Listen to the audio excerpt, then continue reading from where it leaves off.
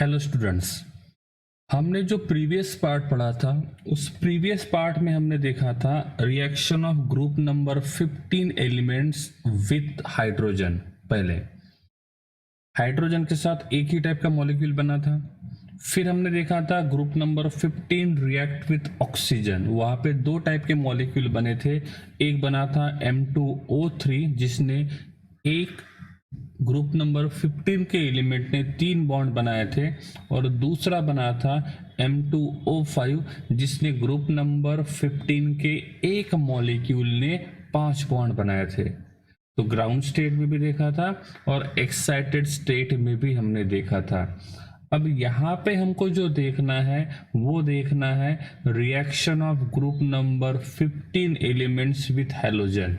Halogen का मतलब होता है ग्रुप नंबर 17 के जो एलिमेंट्स होते हैं उनको हम बोलेंगे हैलोजन्स। तो अब यहाँ पे आप देख सकते हो कि ये जो X2 का मतलब होता है हैलोजन। हैलोजन जो होता है वो ऑलवेज डायटोमिक फॉर्म में प्रेजेंट रहेगा। इसका रिएक्शन करेंगे M के साथ। यहाँ पे M का मतलब होता है ग्रुप नंबर 15 का कोई भी एक एलिमेंट, चाहे वो नाइट्रोजन हो, फॉस्फोरस रहे, आर्सेनिक रहे, स्टीबाइन रहे या बिस्मथ रहे, इनमें से कोई भी एक एलिमेंट जो हैलोजन के साथ क्या करेगा, रिएक्शन करेगा। अब ये जो हैलोजन होता है इसका जो वैलेंसी रहेगा वो कितना रहेगा, 1 रहेगा। अब यहाँ पे मॉलिक्यूल्स बना के देखते हैं कि किस प्रकार के मॉलिक्यूल बन सकते हैं। ठीक है, अब यहाँ पे हमको लिखना है M और यहाँ पे लिखना है X। फिर से मैंने यहाँ पे लिखा M और यहाँ पे लिखा X। M जो होता है ग्रुप नंबर 15 का जो एलिमेंट होता है, ये ग्रुप नंबर 15 का एलिमेंट 3 बॉन्ड बनाता है ग्राउंड स्टेट में और 5 बॉन्ड बनाता है एक्साइटेड स्टेट में। मतलब पॉसिबिलिटी 2 है, या तो 3 बॉन्ड बनाए या तो 5 बॉन्ड। हैलोजन जो होता है ये ग्राउंड ग्रुप नंबर 17 का है, तो उस हैलोजन का इलेक्ट्रॉनिक कॉन्फ़िगरेशन आता है NS2 NP5। इसको डिटेल में देखेंगे तो S having 1 orbital and P having 3 orbitals. तो S के पास एक इलेक्ट्रॉन क्लॉकवाइज और ये दूसरा रहेगा एंटी क्लॉकवाइज, एक क्लॉकवाइज और दूसरा एंटी क्लॉकवाइज।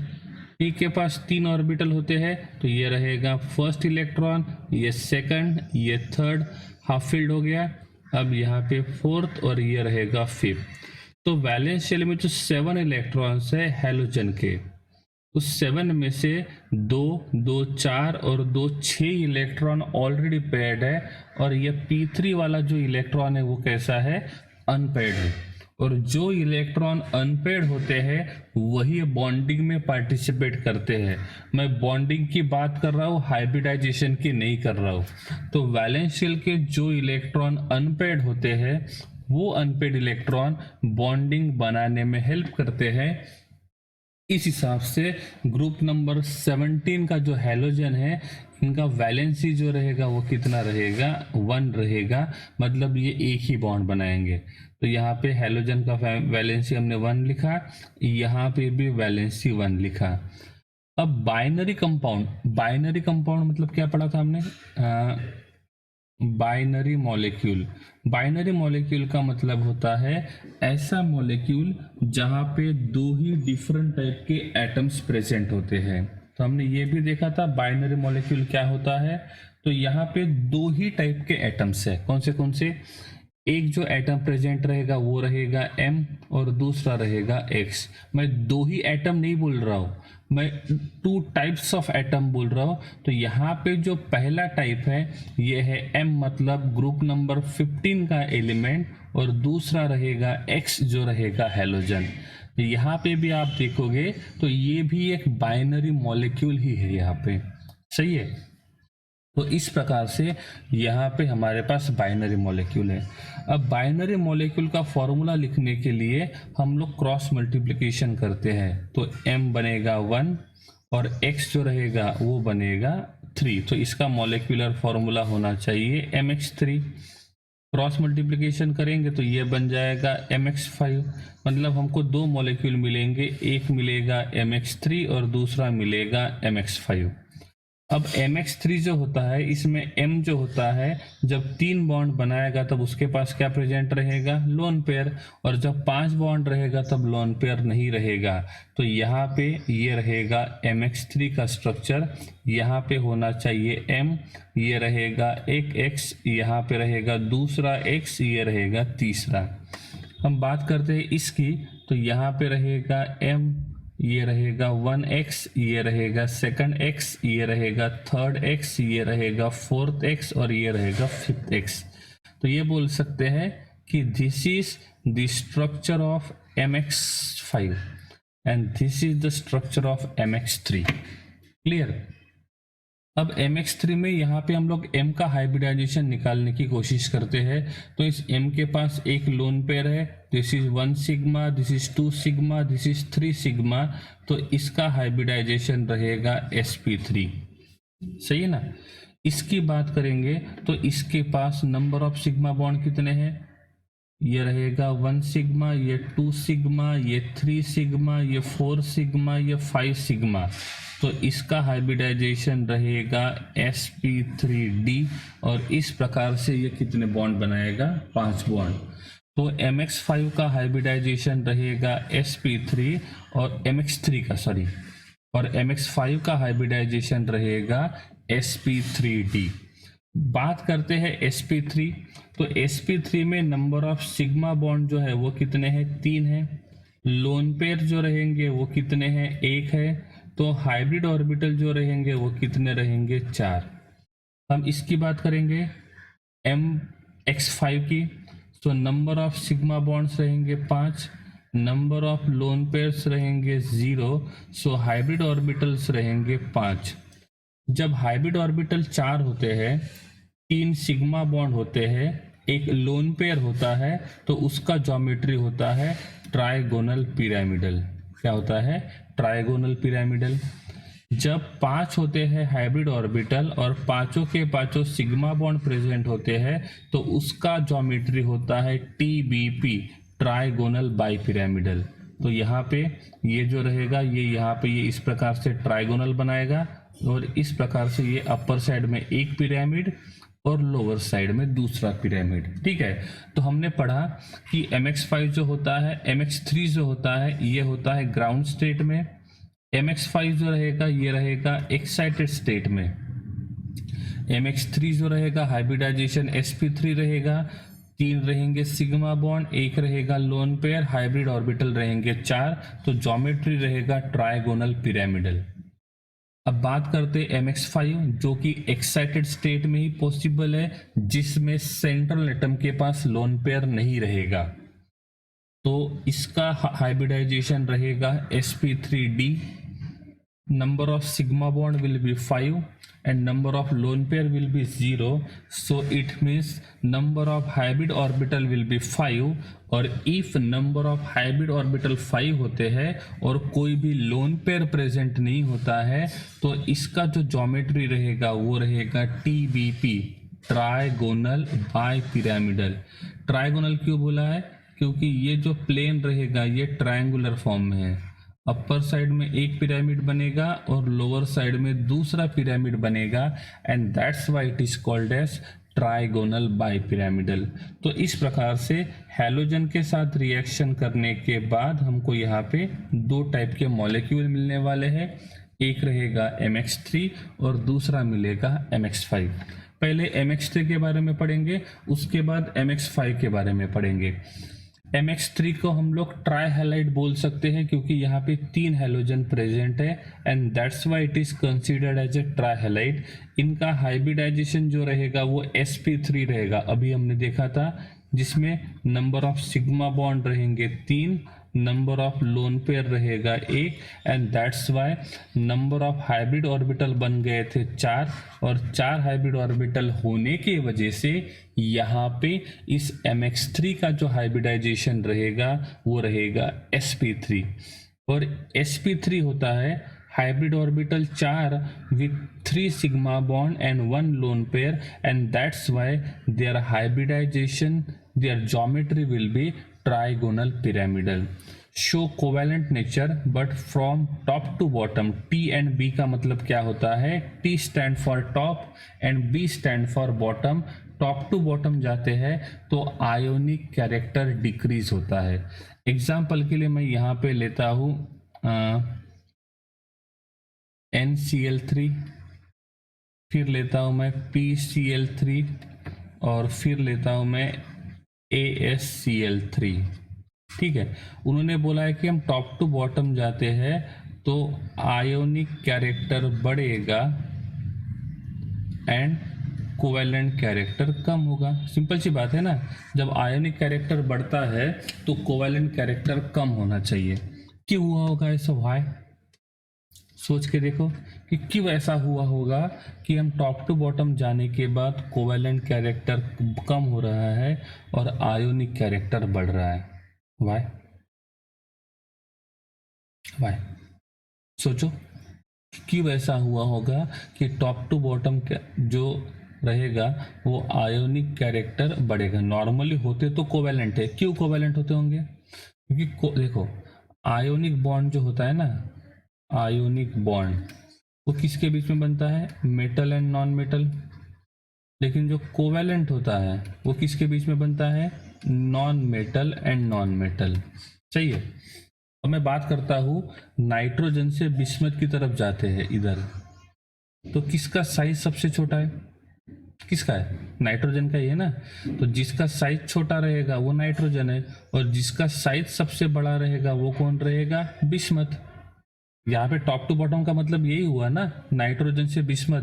क्योंकि टेबल में देखेंगे, पीरियोडिक टेबल में, तो नाइट्रोजन आता है, फिर फॉस्फोरस आता है, फिर आर्सेनिक आता है, फिर स्टीबाइन आता है एंड लास्ट में बिस्मथ आता है। तो यही तो हो गया हमारा टॉप टू बॉटम, जो यहाँ पे लेफ्ट टू राइट लिखा हुआ है अपने कन्वीनियंस के लिए। तो जब हम इनके बारे में देखेंगे तो सबसे छोटा साइज जो रहेगा ना वो नाइट्रोजन का रहेगा और सबसे बड़ा साइज जो है ना वो बिस्मथ का रहेगा। अब सबसे छोटा साइज नाइट्रोजन का है तो सिंपल सी बात है, उसका फोर्स ऑफ अट्रैक्शन ज्यादा रहेगा। मतलब नाइट्रोजन के पास नॉन मेटालिक कैरेक्टर ज्यादा है। देखो, फोर्स ऑफ अट्रैक्शन ज्यादा रहेगा तो इलेक्ट्रॉन पुल करने का पावर ही ज्यादा रहेगा ना। अब हम लोग नाइट्रोजन और बिस्मथ को कंपेयर करते हैं तो इन दोनों में से बिस्मथ का साइज बड़ा है तो बिस्मथ का फोर्स ऑफ अट्रैक्शन कम है और फोर्स ऑफ अट्रैक्शन कम रहेगा तो इलेक्ट्रॉन पुल करने का पावर कम रहेगा और इलेक्ट्रॉन पुल करने का पावर कम रहेगा मतलब नॉन मेटालिक कैरेक्टर कम रहेगा। मेटालिक कैरेक्टर का मतलब होता है इलेक्ट्रॉन देने का टेंडेंसी, नॉन मेटालिक कैरेक्टर का मतलब होता है इलेक्ट्रॉन लेने का टेंडेंसी। हम ये मान के चलते हैं कि इनको स्टेबल होने के लिए 3 इलेक्ट्रॉन चाहिए, फिर भी 3 इलेक्ट्रॉन लेने में से सबसे ज्यादा प्रोबेबिलिटी जो रहेगी वो रहेगी नाइट्रोजन की। सही है। क्यों? क्योंकि उसका साइज सबसे छोटा है तो फोर्स ऑफ अट्रैक्शन सबसे ज्यादा रहेगा। सबसे कम फोर्स ऑफ अट्रैक्शन रहेगा बिस्मथ का क्योंकि इसका साइज सबसे बड़ा है। तो हम ये बोल सकते हैं कि जब हम टॉप टू बॉटम जाते हैं तो टॉप टू बॉटम जाने के टाइम पे नॉन मेटालिक कैरेक्टर कम होता है और मेटालिक कैरेक्टर बढ़ता है। सही है ना। तो नाइट्रोजन से बिस्मथ की तरफ जब जाएंगे तो नॉन मेटालिक कैरेक्टर कम होगा और मेटालिक कैरेक्टर बढ़ जाएगा। सही है, नहीं समझा? ठीक है ना। नॉन मेटालिक कैरेक्टर कैसे बढ़ा?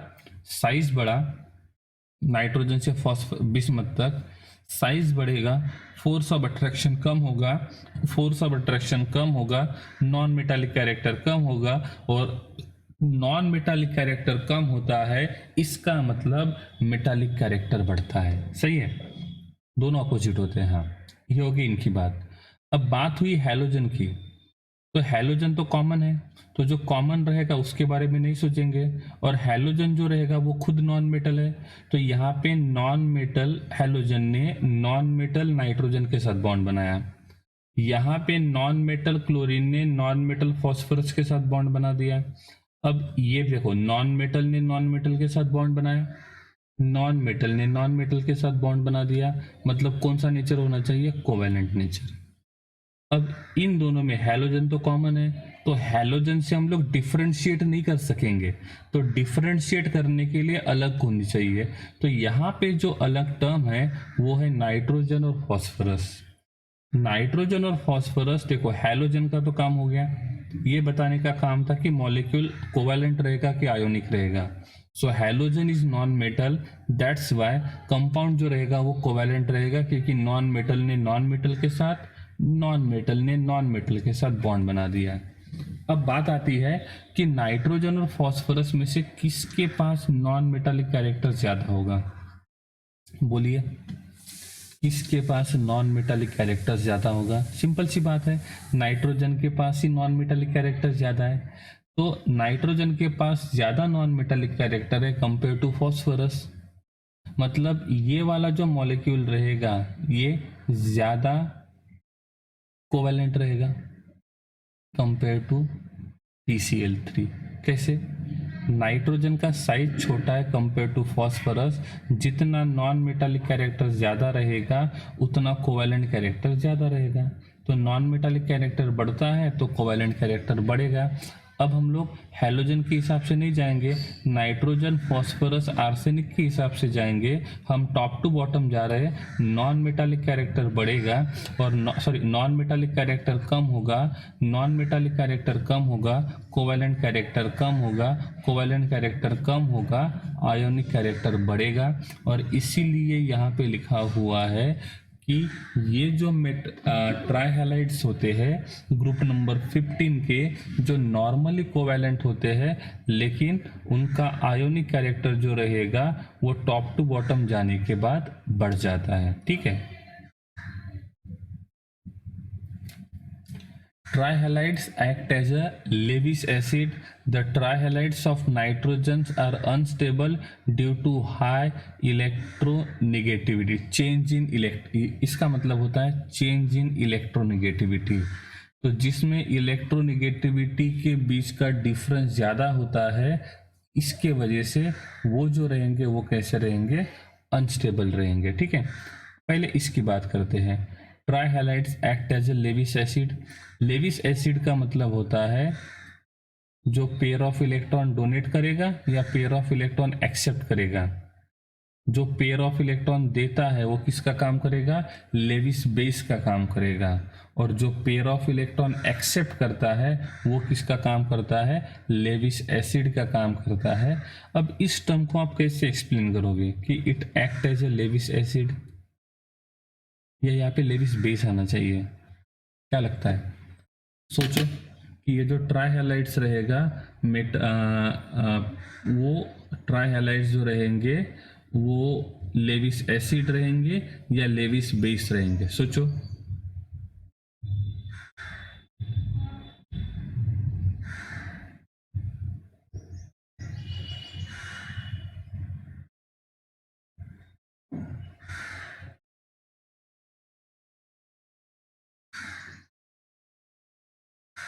सोच लिए?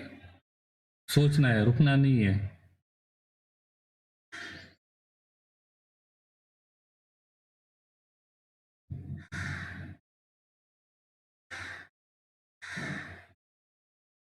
सोचिए सोचिए।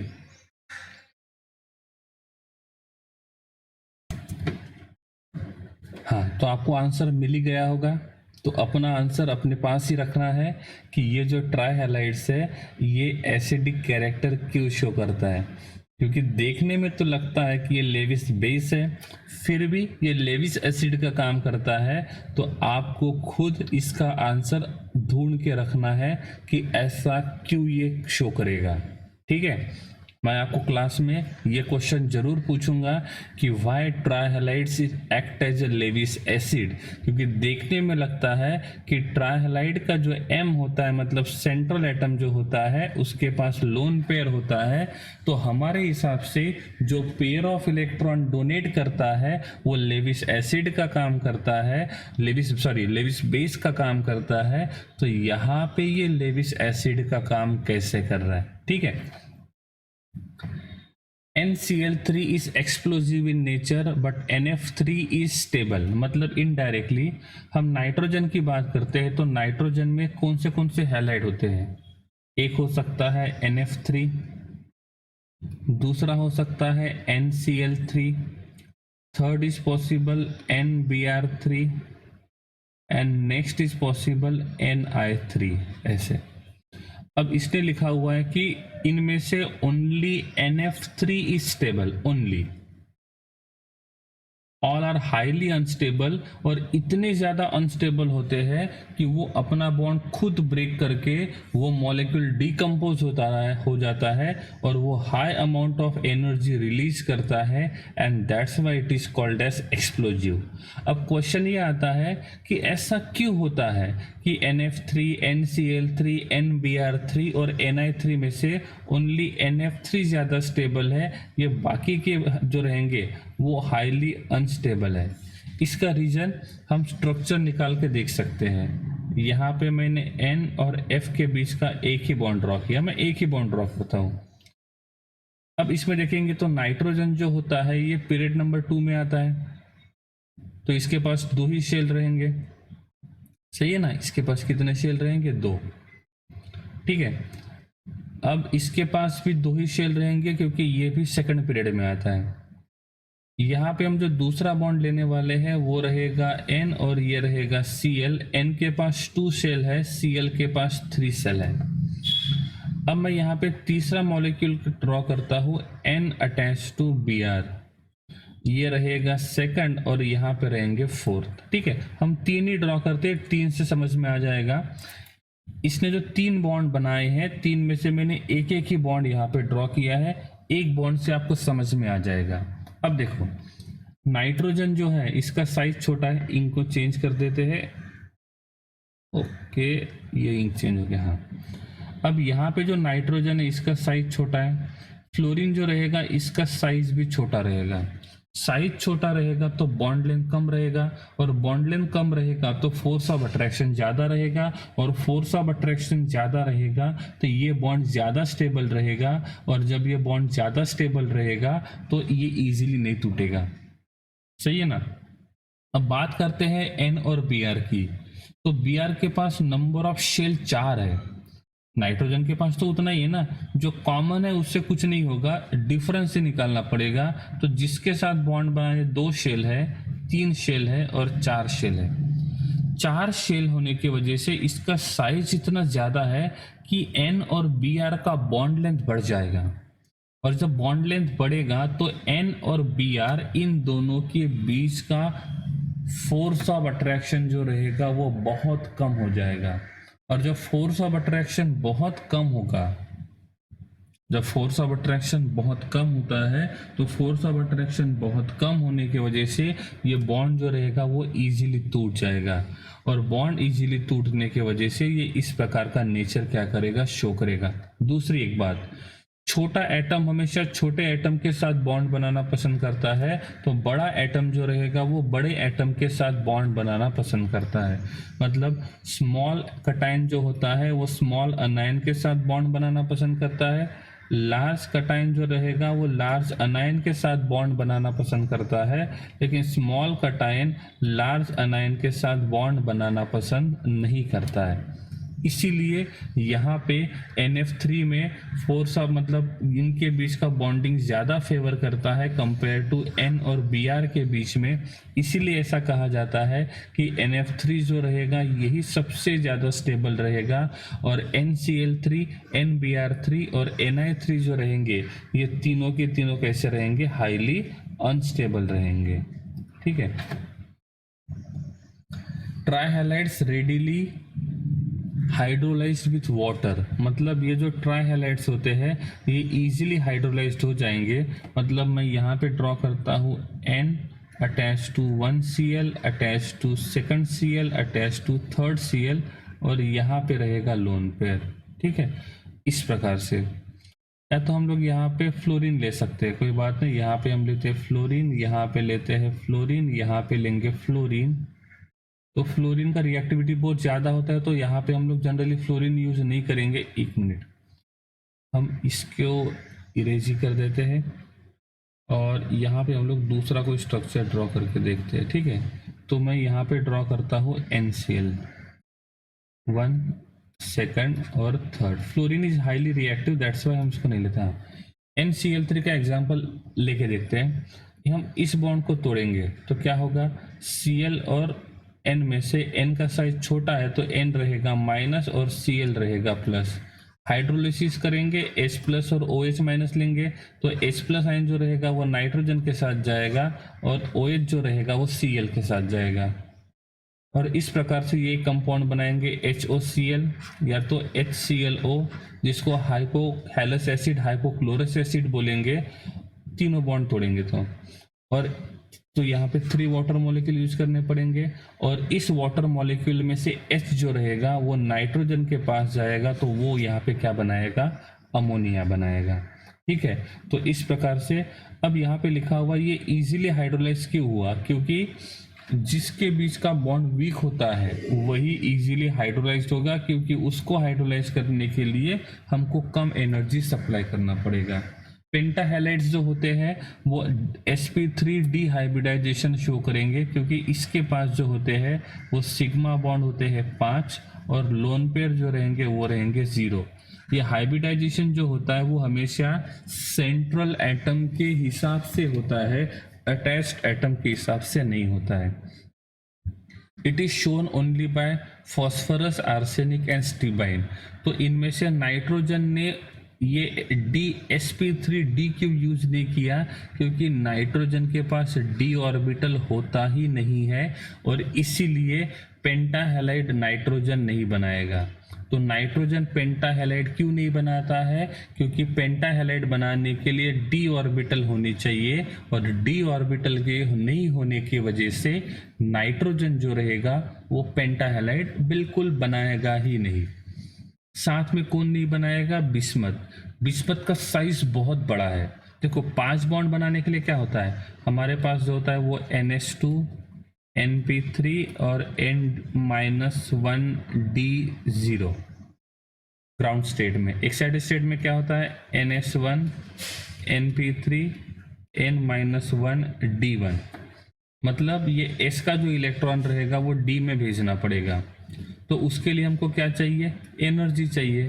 तो एनर्जी तब मिलेगा जब बॉन्ड स्ट्रांग रहेगा, लेकिन बिस्मथ जो रहेगा उसका साइज इतना बड़ा है कि वो बॉन्ड बहुत वीक होता है, तो उसका बॉन्ड एंथैल्पी कम होने की वजह से ये बिस्मथ जो रहेगा वो इनर्ट बेयर इफेक्ट शो करता है और ये इनर ऑर्बिटल जो रहेगा वो बॉन्डिंग में पार्टिसिपेट नहीं करेगा, और जब वो बॉन्डिंग में पार्टिसिपेट नहीं करेगा तो उसके पास 3 ही अनपेड इलेक्ट्रॉन रहेंगे, उसके डी में इलेक्ट्रॉन जाना पॉसिबल नहीं होता है और इसीलिए ये जो रहेगा ये पेंटाहेलाइड फॉर्म नहीं करेगा। नाइट्रोजन के पास एब्सेंस और बी जो रहेगा मतलब बिस्मथ वो क्या करेगा, इनर्ट पेयर इफेक्ट शो करेगा।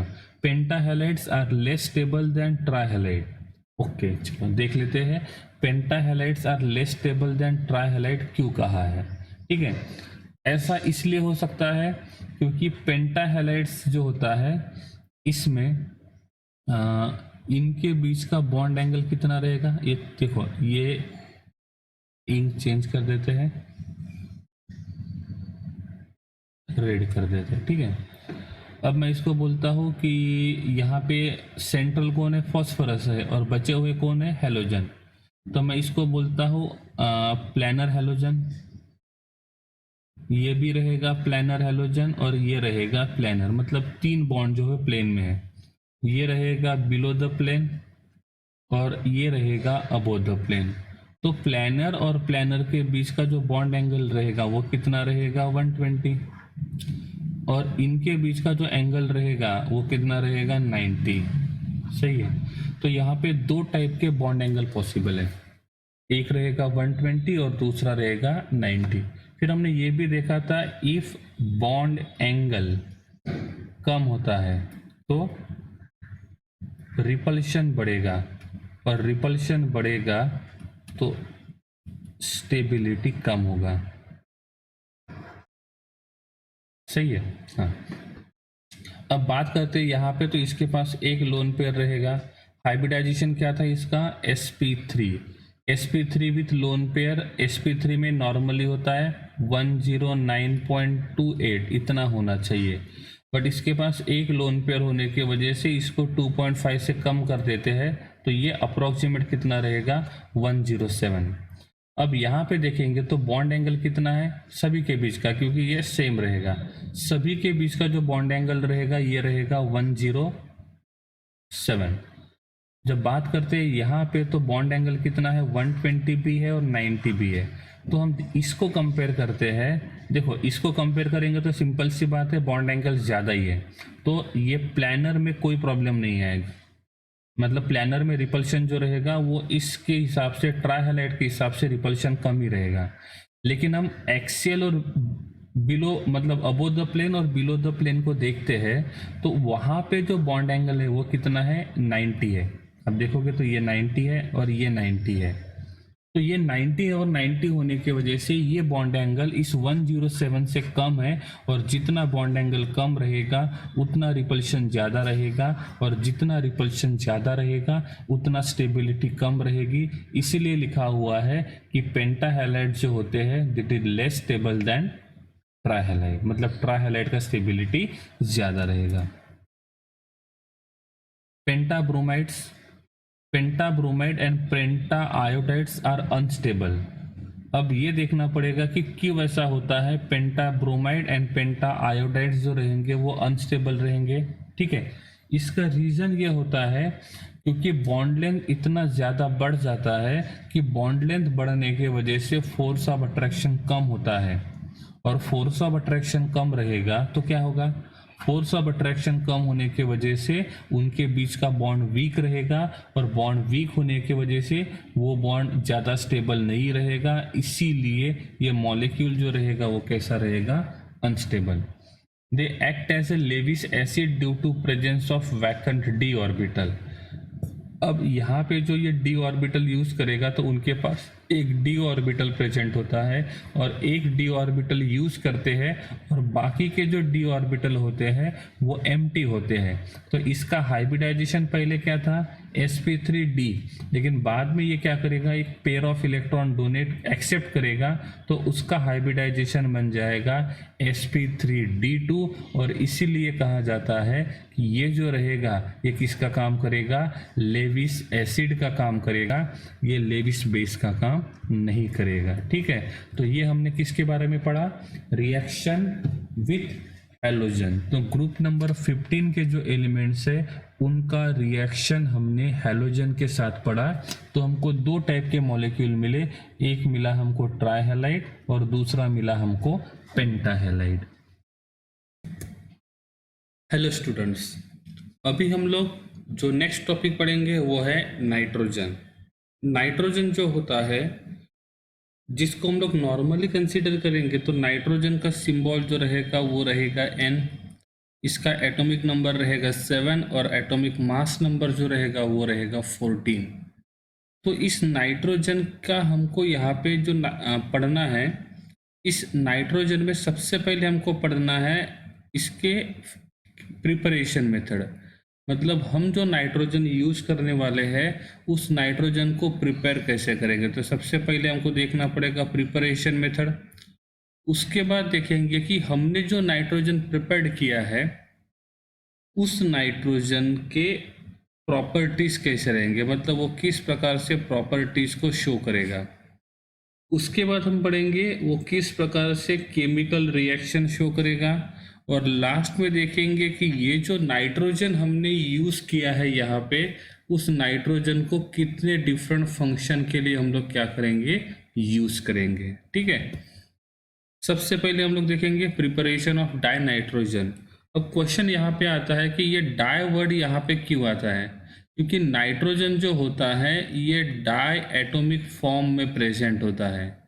डाई एटॉमिक का मतलब होता है दो atom at a time present रहेंगे, मतलब नाइट्रोजन जो रहेगा वो ओनली N के फॉर्म में प्रेजेंट नहीं रहेगा, वो N2 के फॉर्म में प्रेजेंट रहेगा। एंड दैट्स वाई यहाँ पे हमने एक वर्ड यूज किया हुआ है, and that word is a dinitrogen. So di word comes because nitrogen is always present in the form of diatomic form. जैसे oxygen also present in diatomic form O2। Similarly ozone जो होता है जिसको हम लोग O3 बोलते हैं, it is present in the form of triatomic form. तो उसी प्रकार से ये नाइट्रोजन में दो एटम्स एट अ टाइम होने की वजह से this nitrogen is called as diatomic form. ठीक है, सबसे पहले हम लोग लिखेंगे कि इसको देखेंगे इंडस्ट्रियल प्रिपरेशन मेथड। तो इंडस्ट्री में इसको किस प्रकार से प्रिपेयर किया जाता है। तो इंडस्ट्री में प्रिपेयर करने के लिए यहाँ पे लिक्विफिकेशन किया जाता है और फ्रैक्शनल डिस्टिलेशन किया जाता है एयर का। तो यहाँ पे जो एयर होता है, इस एयर का फ्रैक्शनल डिस्टिलेशन करके और लिक्विफिकेशन करने के बाद हम क्या करते हैं, उस नाइट्रोजन को प्रिपेयर करते हैं। ठीक है, लिक्विफिकेशन का मतलब ये भी होता है कि गैस जो होता है उसको हम लोग सॉलिड में कन्वर्ट करते हैं, सॉरी लिक्विड में कन्वर्ट करते हैं, and gas is converted into liquid and that process is called as liquefaction. ठीक है, तो यहाँ पे लिक्विफिकेशन मेथड को यूज करके हम इस डाई नाइट्रोजन गैस को क्या करते हैं, प्रोड्यूस करते हैं। Nitrogen is always present in the form of gas. तो नाइट्रोजन गैसियस स्टेट में क्या करेगा, यहाँ पे प्रेजेंट रहेगा। ये था इंडस्ट्रियल मेथड। इंडस्ट्रियल और laboratory both preparation method are different method. If normally हम लोग कुछ कंडीशंस को लेबोरेटरी में मेंटेन कर सकते हैं, स्मॉल स्केल में हमको किसी को प्रोड्यूस करना है तो उसके लिए हम लोग लेबोरेटरी मेथड को यूज करते हैं। कोई बात नहीं, सबसे पहले ये देखते हैं कि laboratory preparation method and industrial preparation method, इन दोनों में डिफरेंस क्या है। Industrial preparation method large scale पे होता है, लेबोरेटरी प्रिपरेशन मेथड हमेशा स्मॉल स्केल पे होता है। सेकंड डिफरेंस रहेगा, इंडस्ट्रियल प्रिपरेशन करने के लिए जो कंडीशन हमको मेंटेन करना होता है वो कंडीशन ड्रास्टिक होते हैं, बहुत डिफिकल्ट होते हैं मेंटेन करने के लिए। लेबोरेटरी मेथड जब हम यूज़ करते हैं तो यहाँ पे हम जो कंडीशंस होते हैं वो नॉर्मली मेजर कर सकते हैं। एग्जांपल के लिए, अब मैंने बोला कि मुझे ए को बी में कन्वर्ट करना है, और ए को बी में कन्वर्ट करने के लिए मैं सोचता हूँ कि मुझे टेम्परेचर मतलब प्रेशर जो रहेगा वो 2 atm रखना है। कितना atm रखना है, 2 atm। अब मुझे सी से डी बनाना है, सी से डी बनाना है, और इसको बनाने के लिए मुझे प्रेशर रखना है 200 atm। अब दोनों की बात करते हैं तो नॉर्मली हम देखते हैं कि हम अपने लेबोरेटरी में 2 atm प्रेशर मेंटेन कर सकते हैं। एक छोटी चीज़ है, ड्रास्टिक कंडीशन नहीं है, एक नॉर्मल कंडीशन है। 1 atm की जगह हमको 2 atm प्रेशर यहाँ पे मेंटेन रखना है। इस सेकंड रिएक्शन में हम देखेंगे तो सेकंड रिएक्शन में 200 atm प्रेशर रखना है हमको। अब इतना सारा प्रेशर रखना नॉर्मली पॉसिबल नहीं होता है, तो इस टाइम पे हम लोग इस रिएक्शन को डायरेक्ट इंडस्ट्री में यूज करते हैं। तो इंडस्ट्रियल रिएक्शन वो होते हैं जिसको बहुत ड्रास्टिक कंडीशन में करना होता है। एग्जाम्पल के लिए बोल सकता हूँ, इफ मुझे टेम्परेचर 350 केल्विन रखना है तो ये नॉर्मली पॉसिबल है, लेकिन मैं बोलता हूँ कि मुझे 3500 डिग्री केल्विन इतना ज़्यादा टेम्परेचर मुझे रखना है, तो ये नॉर्मली पॉसिबल नहीं होता है। तो इतना ज़्यादा प्रेशर मेंटेन रखने के लिए हमको इंडस्ट्री में ही बड़े बड़े इंस्ट्रूमेंट यूज़ करने होते हैं। तो ये होता है डिफरेंस इंडस्ट्रियल मेथड का और लेबोरेटरी मेथड का। तो industrial method small large scale पे होता है और ड्रास्टिक कंडीशंस उसके लिए होते हैं। लेबोरेटरी मेथड्स जो होते हैं वो स्मॉल स्केल पे होते हैं और उनके लिए जो कंडीशंस होते हैं वो भी इस प्रकार से होते हैं कि हम उनको नॉर्मली यूज कर सकते हैं। ठीक है, so this is the difference between industrial method and laboratory method. ठीक है, तो इंडस्ट्रियल मेथड तो देख लिया है, उसका कोई रिएक्शन नहीं देखना है। ठीक है, हमको रिएक्शन जो देखना है वो लेबोरेटरी मेथड का देखना है। तो यहाँ पे जो हमारा पहला रिएक्टेंट है वो कौन है, NH4Cl। NH4Cl में कैसा बना होगा, नॉर्मली हम लोग यूज करते हैं ammonia, ammonia having one lone pair with nitrogen. तो ये लोन पेयर का रिएक्शन जब किसी एसिडिक हाइड्रोजन के साथ करते हैं तो ये जो नाइट्रोजन जो इलेक्ट्रॉन पेयर डोनेट का काम करता है ये इस हाइड्रोजन के साथ बॉन्ड बनाता है। तो in this place this ammonia is act as a base और ये जो रहेगा ये रहेगा acid and now it become NH4+। अब इस NH4 के ऊपर प्लस चार्ज है और इस प्लस चार्ज होने की वजह से जिसको हमने पहले अमोनिया बोला था इसको हम बोलेंगे ammonium. And this ammonium having positive charge it is not electrically neutral. So इसको इलेक्ट्रिकली न्यूट्रलाइज करने के लिए हम यहाँ पे ऐड करते हैं Cl- को, तो इसको बोलेंगे अमोनियम और इसको बोलेंगे क्लोराइड और ये रहेगा अमोनियम क्लोराइड। इस अमोनियम क्लोराइड का रिएक्शन करते हैं NaNO2 के साथ, HNO2 nitrous acid. Structure draw करेंगे H attach to O attach to N double bond O, this is one lone pair, one lone pair, two lone pair, one lone pair, two lone pair. तो ये होता है nitrous acid. और जब ये nitrous acid H+ ion देगा तो oxygen के ऊपर चार्ज आएगा प्लस और H के ऊपर चार्ज आएगा माइनस। तो इसको ये जो NO2-1 बचता है, कौन, NO2-1, इस NO2-1 को स्टेबिलाइज करने का काम करेगा सोडियम, तो ये बन जाएगा NaNO2। इन दोनों का रिएक्शन करने के बाद यहाँ पे क्या बनेगा, N2। N2 जो होता है वो प्रेजेंट होता है डाई एटॉमिक फॉर्म में। देखो यहाँ पे डाई नाइट्रोजन लिखा हुआ था और यहाँ पे देखो नाइट्रोजन के दो मॉलिक्यूल्स है N ट्रिपल बॉन्ड N और दोनों नाइट्रोजन के पास एक एक रहेगा लोन पेयर। ठीक है, तो ये होता है first preparation method of die nitrogen. Second preparation method में हम यहाँ पे यूज करते हैं Cr2O7, इसको बोलते हैं डाइक्रोमेट। क्या बोलेंगे, डाइक्रोमेट।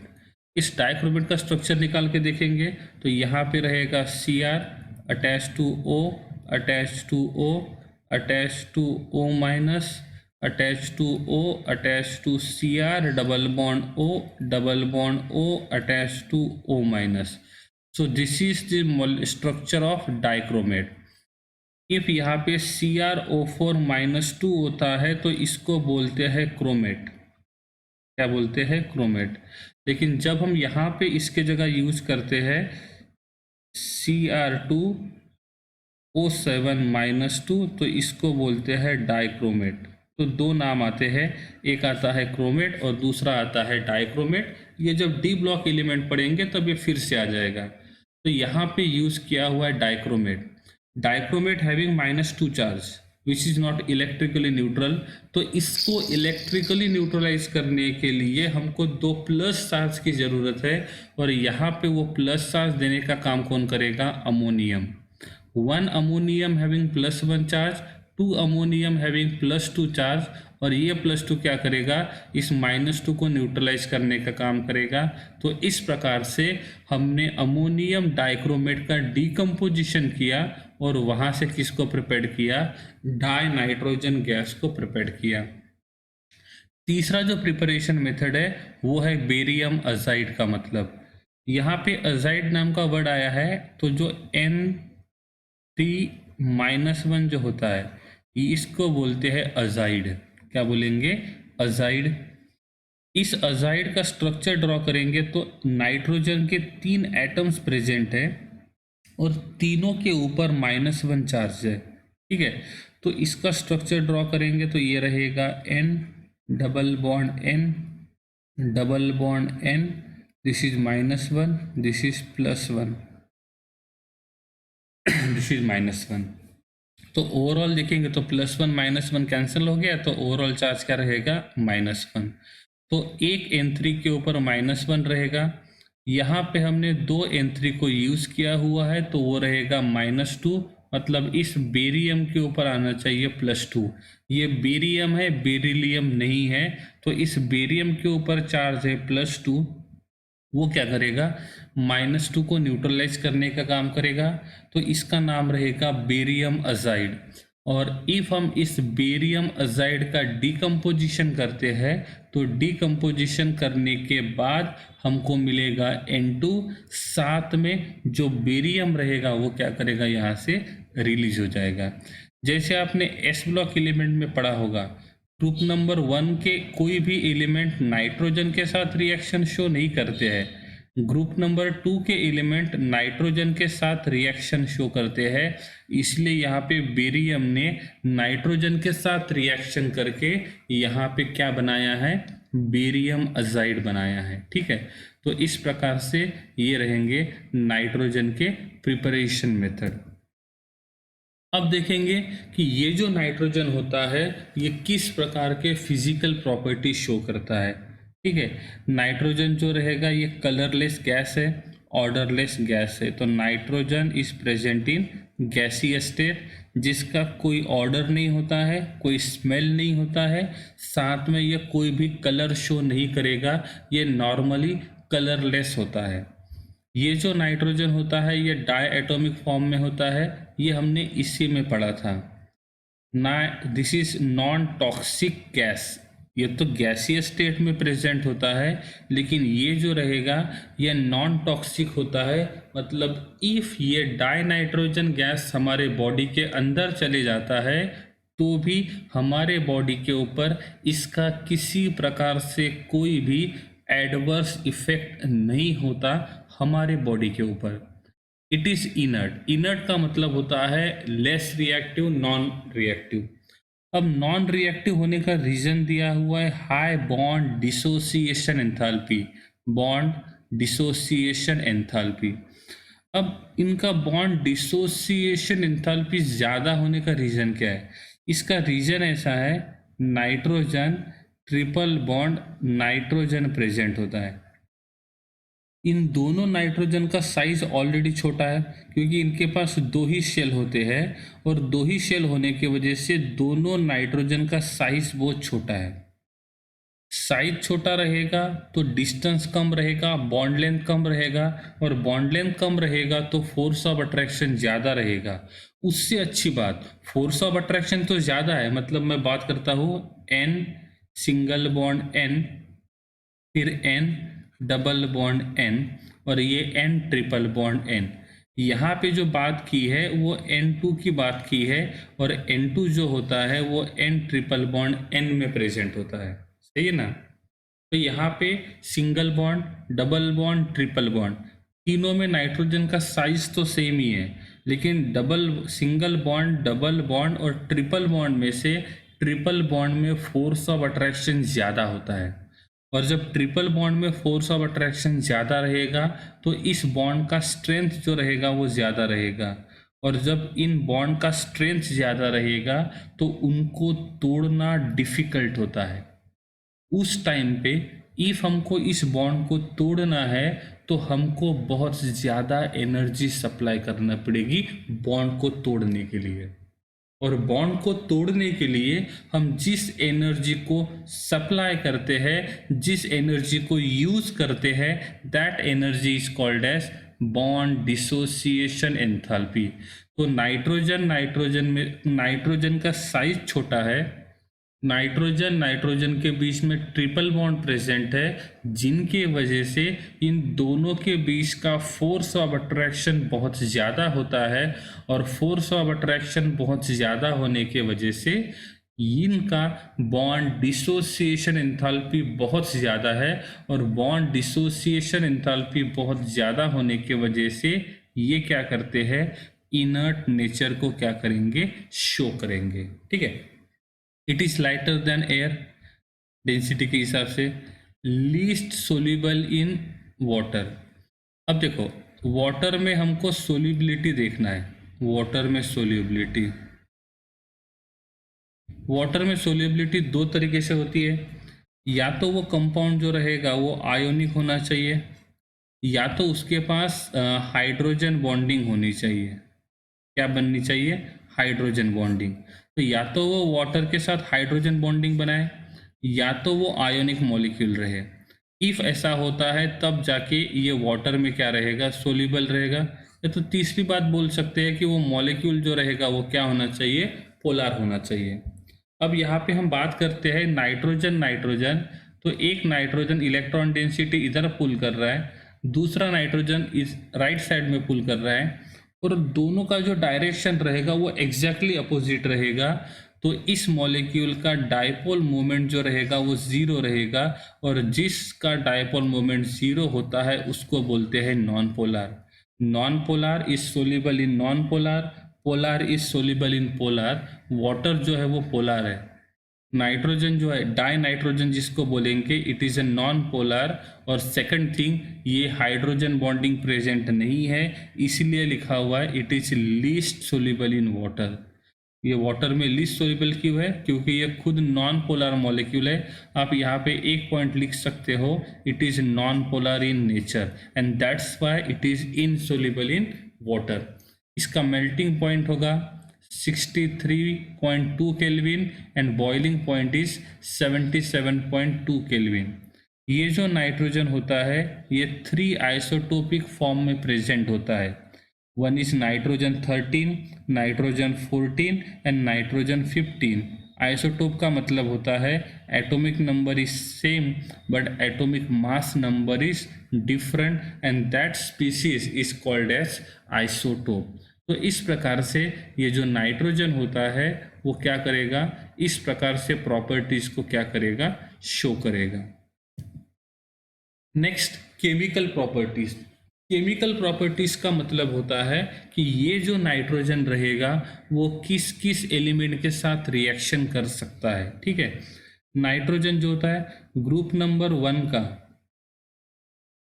कोई भी एलिमेंट नाइट्रोजन के साथ रिएक्शन शो नहीं करेगा एक्सेप्ट लिथियम। तो यहाँ पे देखो आप लोग, ग्रुप नंबर 1 का एक ही एलिमेंट नाइट्रोजन के साथ रिएक्शन करता है, दैट इज लिथियम। अब इसके मॉलिक्यूल की बात करेंगे तो लिथियम और नाइट्रोजन, लिथियम का वैलेंसी 1 है, नाइट्रोजन का वैलेंसी 3 है। क्रॉस मल्टीप्लिकेशन करेंगे तो बन जाएगा Li3n, इसलिए यहाँ पे लिखा हुआ है Li3n। Nitrogen on reaction with magnesium it is converted into Mg3n2। ये कैसे हुआ होगा, Mg और N, Mg having valency 2, nitrogen having valency 3, cross multiplication करेंगे Mg3n2। बात करेंगे hydrogen and nitrogen, hydrogen is 1, nitrogen is 3, cross multiplication तो ये बन जाएगा NH3। तो इस प्रकार से नाइट्रोजन लिथियम के साथ रिएक्शन करेगा, मैग्नीशियम के साथ रिएक्शन करता है, हाइड्रोजन के साथ रिएक्शन करके अमोनिया बनाता है, और ऑक्सीजन के साथ रिएक्शन NO बनाता है। NO जो होता है इसका स्ट्रक्चर हमने देखा था, N double bond N, 1 lone pair, 2 lone pair, 1 lone pair, 1 unpaired electron. और ये जो NO होता है ये पैरामैग्नेटिक नेचर क्या करेगा, शो करेगा।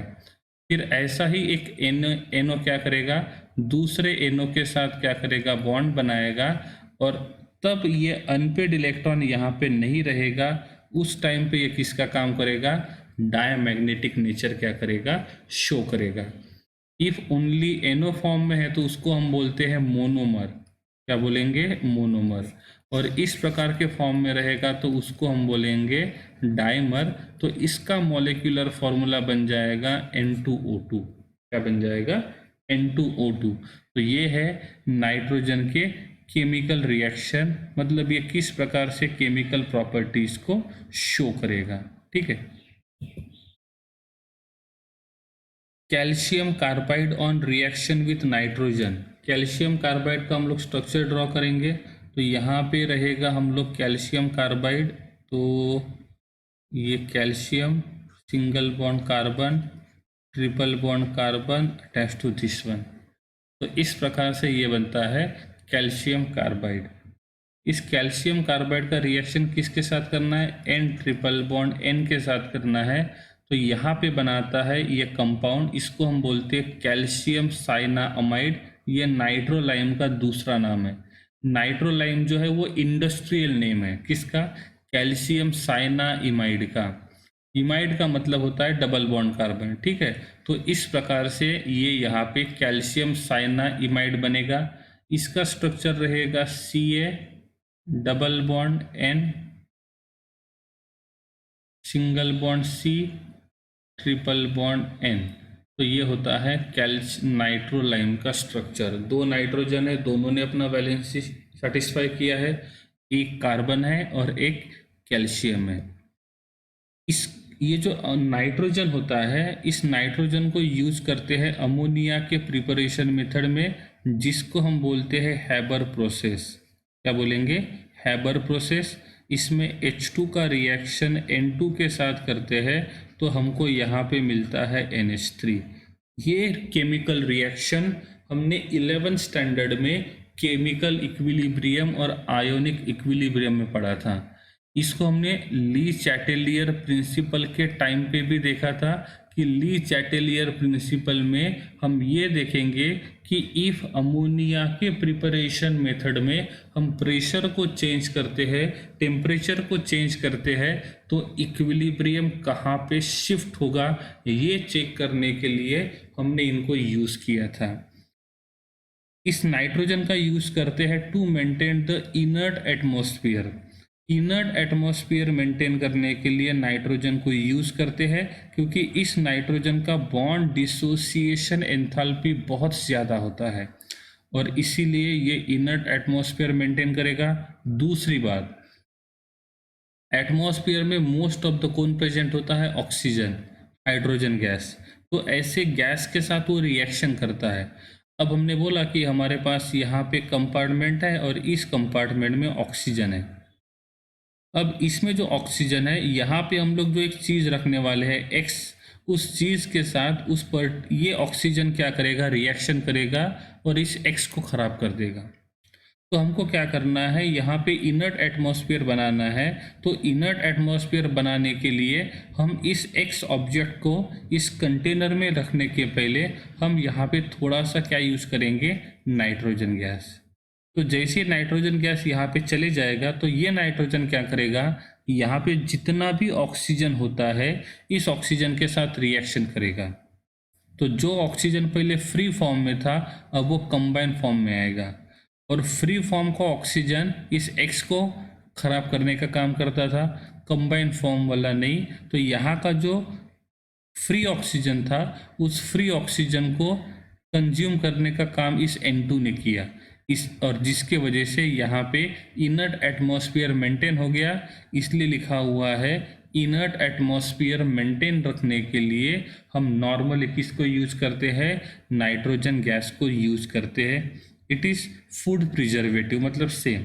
फूड प्रिजर्वेटिव्स का मतलब होता है नॉर्मली जो फूड होता है, जैसे एग्जांपल के लिए हम लोग देखेंगे कि हम लोग जो पैकेट्स यूज करते हैं, एग्जांपल के लिए सेव मोमरा का पैकेट लेते हैं या कोई चिप्स का पैकेट लेते हैं। इफ़ वो कंप्लीटली पैक्ड है प्रॉपरली तो वो ख़राब नहीं होगा, लेकिन इफ़ हम उसको थोड़ा सा ओपन करके रखते हैं और इनसाइड का गैस आउटसाइड में आ जाता है तो आफ्टर 1 और 2 डेज वो जो चिप्स का पैकेट होता है उसके अंदर जो चिप्स होते हैं वो ख़राब हो जाते हैं, वहाँ पे फंगस लग जाता है। इसका मतलब एटमॉस्फेयर में जो ऑक्सीजन होता है वो क्या करता है? उस फूड का ऑक्सीडेशन करने का काम करता है। तो पहले ऑक्सीडेशन क्यों नहीं हुआ था? क्योंकि पहले ही वहाँ पे जो एयर भरा जाता है वो इस प्रकार से कि वहाँ पे उस एयर के साथ ऐसे प्रिजर्वेटिव्स रखे जाते हैं नाइट्रोजन जैसे, जो उसके अंदर का जो भी ऑक्सीजन रहेगा उस ऑक्सीजन को रिएक्ट करके उस ऑक्सीजन को कंज्यूम कर लेते हैं। इसलिए उस पैकेट के अंदर अब कोई ऑक्सीजन नहीं है। अब ऑक्सीजन नहीं रहेगा तो उस फूड का, उस चिप्स का ऑक्सीडेशन नहीं होगा। लेकिन जैसे ही हम उस फूड पैकेट को ओपन करते हैं तो ओपन करने के बाद क्या होता है? उस फूड के पैकेट के अंदर का जो भी गैस होता है वो बाहर निकल जाता है। उसके अंदर ऐसा गैस होता है जो ऑक्सीजन को कंज्यूम करे, लेकिन वहाँ पे भी थोड़ा सा ही गैस प्रेजेंट होता है जो बहुत कम ऑक्सीजन को कंज्यूम करेगा, जो उस पैकेट के अंदर था। जैसे पैकेट को ओपन किया तो उसके अंदर बहुत सारा ऑक्सीजन अंदर चले जाएगा। तो वो इनसाइड में जो प्रिजर्वेटिव का काम करने वाला गैस था वो तो खत्म हो गया। तो आफ्टर सम टाइम जो रिमेनिंग ऑक्सीजन बचेगा वो क्या करेगा, उस फूड को क्या करेगा, कंज्यूम कर उस फूड को खराब करने का काम करेगा। तो इस प्रकार से उस फूड का हो जाएगा ऑक्सीडेशन, और उस ऑक्सीडेशन को रोकने का जो काम करता है, उसको प्रिजर्व करने का जो काम करता है, उसको हम क्या बोलते हैं, फूड प्रिजर्वेटिव। यहाँ पे जो नाइट्रोलाइम होता है, इस nitrolim is used at fertilizer. Fertilizer का मतलब होता है जो इजीली क्या सप्लाई करे, नाइट्रोजन सप्लाई करे। तो जो सॉइल होती है वहाँ पे उनको नाइट्रोजन की ज़रूरत होती है, तो उस नाइट्रोजन को प्रोड्यूस करने के लिए सप्लाई करने का जो काम करेगा वो रहेगा फर्टिलाइजर्स। तो फर्टिलाइजर्स को बनाने के लिए हम इस नाइट्रोलाइम को यूज़ करते हैं। Gas filled thermometer for high temperature.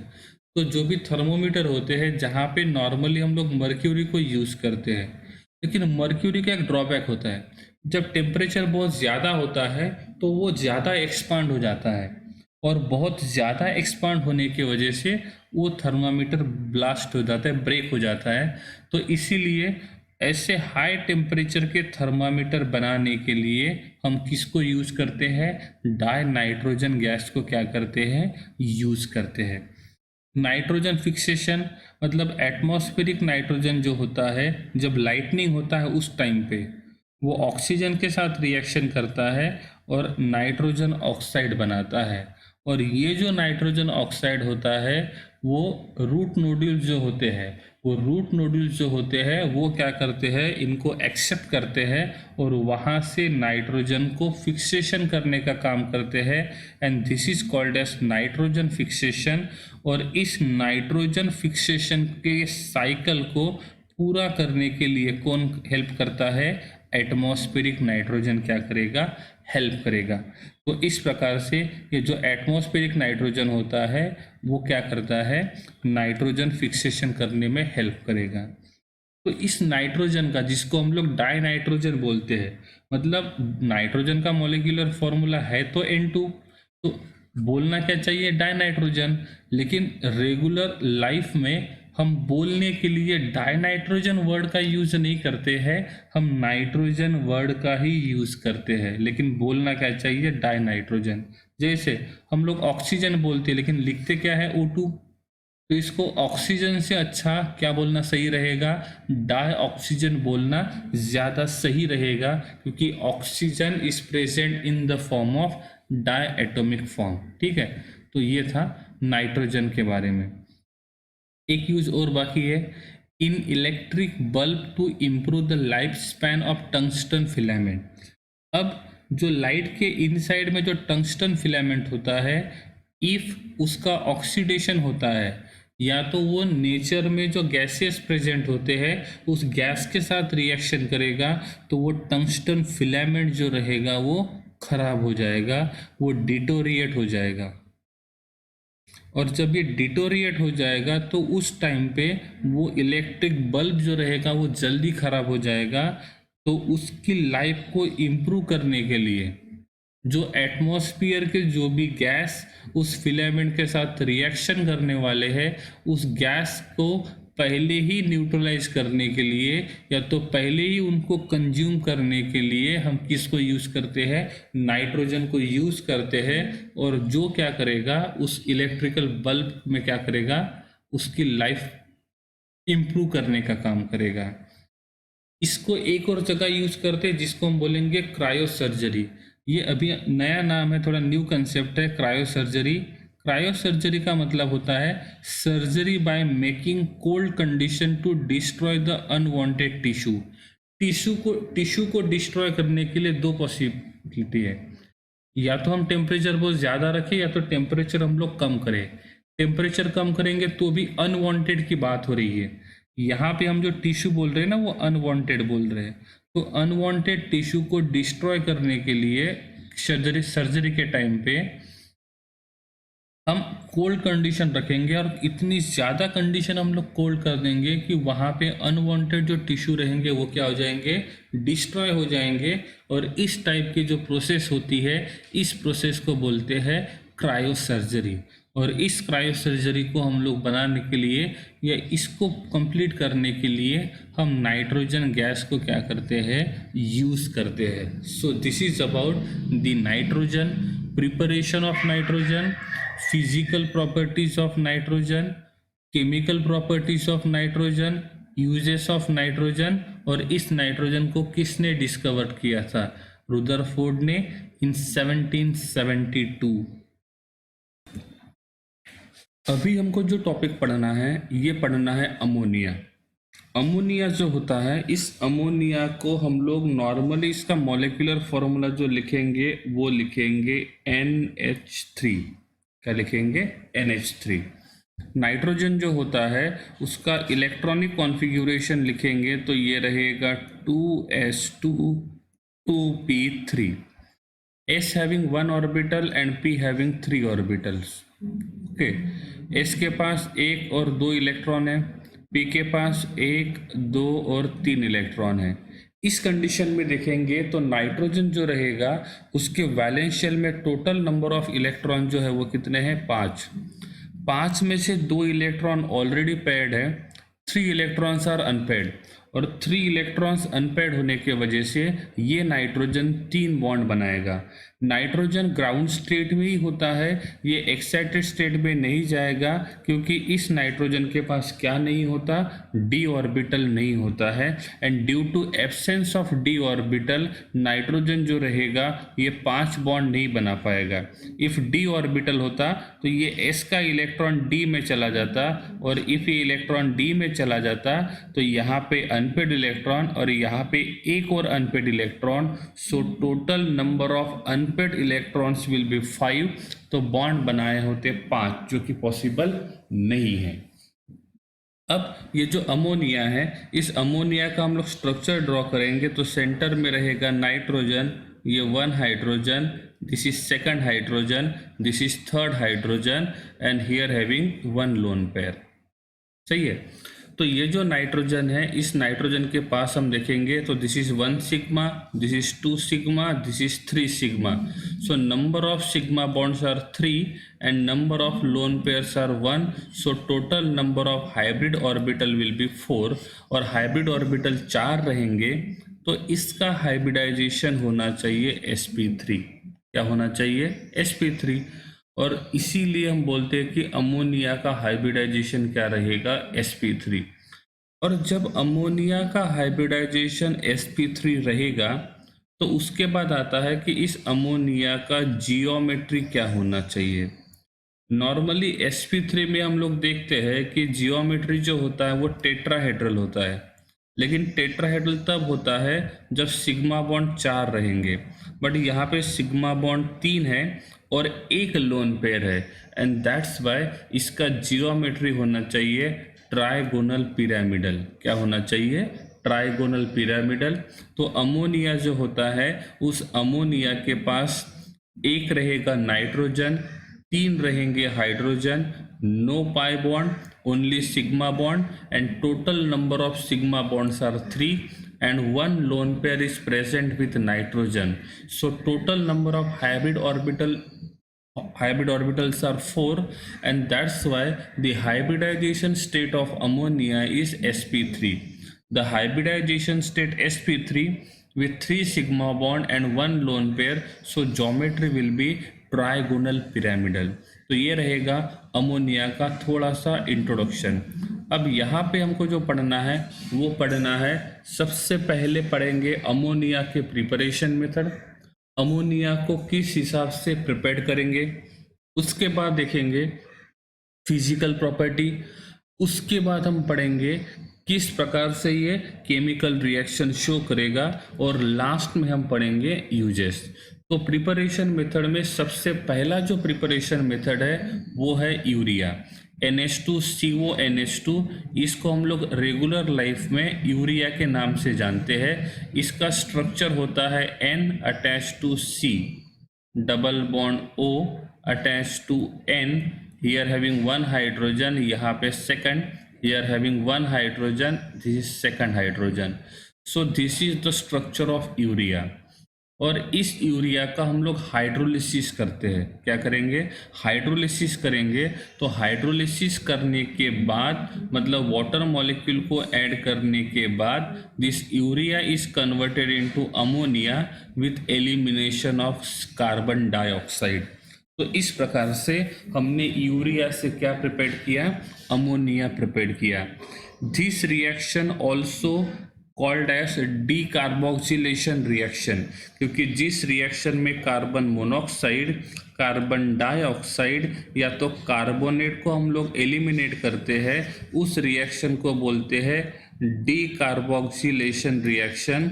और जब इनको ऐड करते हैं तब इसको बोलते हैं कार्बोक्सिलेशन रिएक्शन। तो इस प्रकार से हमने फर्स्ट रिएक्शन जो देखा है प्रिपरेशन मेथड अमोनिया का, तो इस रिएक्शन में कार्बन डाइऑक्साइड को रिलीज किया, साथ में अमोनिया को हमने प्रोड्यूस किया। तो this is the first reaction, this is the first preparation method of ammonia. Second preparation method की बात करते हैं, तो यहाँ पे हमने अमोनियम सल्फेट को यूज़ किया हुआ है। अब बात आती है कि यहाँ पे जो अमोनिया होता है NH3, ये बेस होता है। इसका काम करता है बेस का। जब इसका रिएक्शन हम किसी एसिड के साथ करते हैं, एसिड मतलब जो H+ आयन डोनेट करेगा, तो इस हाइड्रोजन के पास जो 1s ऑर्बिटल होता है ये एम्प्टी है। ऐसा है एम्प्टी। और जब ये एम्प्टी रहेगा तो ये इलेक्ट्रॉन डेफिशिएंट रहेगा। बात करते हैं अमोनिया की, तो इसके पास लोन पेयर होता है। So this ammonia is act as a pair donor. और जब ये पेयर डोनर का काम करेगा तो हाइड्रोजन के साथ कोऑर्डिनेट कोवेलेंट बॉन्ड बनाएगा।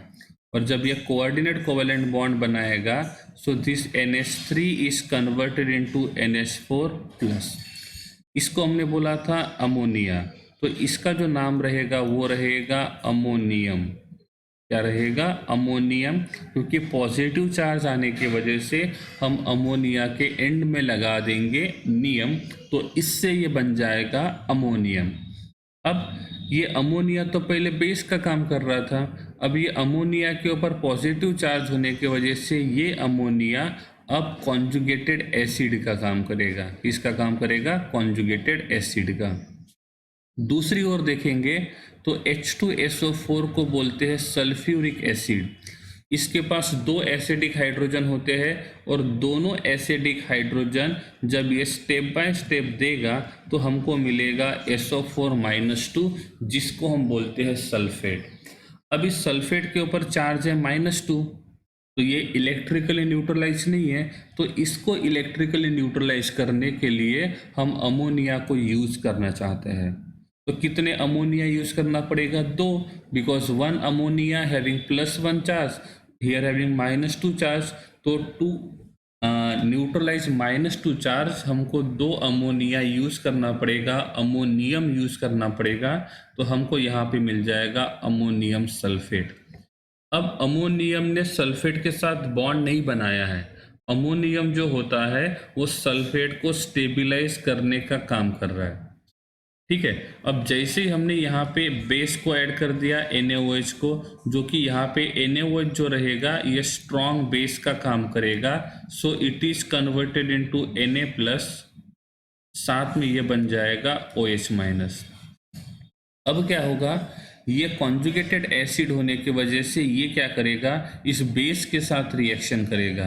तो ये OH के साथ इस अमोनिया का H+ आयन चला जाएगा, तो ये रिवर्स रिएक्शन शो करेगा इस बेस को ऐड करने के वजह से। तो ये OH क्या करेगा? इस NH4 में से एक हाइड्रोजन को लेके जाएगा, क्योंकि NH4+1 is highly unstable and NH3 stable. तो NH4 जो है वो NH4 NH3 में कन्वर्ट होने के लिए वो क्या करेगा? एक H+ आयन को लूज करेगा, और ये H+ आयन किसके साथ रिएक्शन करेगा? OH के साथ। और OH के साथ रिएक्शन करने के बाद वो क्या बनाएगा? Water molecule. साथ में वापस हमको क्या मिल गया? अमोनिया मिल गया। और साथ में यहाँ पे SO4-2 था, तो इस SO4-2 को स्टेबिलाइज करने का काम कौन करेगा? Na+। तो हमको क्या मिलेगा? Na2SO4 sodium sulphate. तो इस प्रकार से हमने अमोनियम सल्फेट को यूज करके अमोनिया को प्रोड्यूस किया। अब हमारा जो तीसरा रिएक्शन है प्रिपरेशन मेथड, ये है मैग्नीशियम नाइट्राइड। अब मैंने इसको नाइट्राइड क्यों बोला होगा, नाइट्राइड नाम का वर्ड यूज किया हुआ है। नाइट्राइड इसलिए बोला है क्योंकि ये बाइनरी कंपाउंड है। बाइनरी का मतलब होता है दो टाइप के एटम्स है यहाँ पे, एक है मैग्नीशियम और दूसरा है नाइट्रोजन।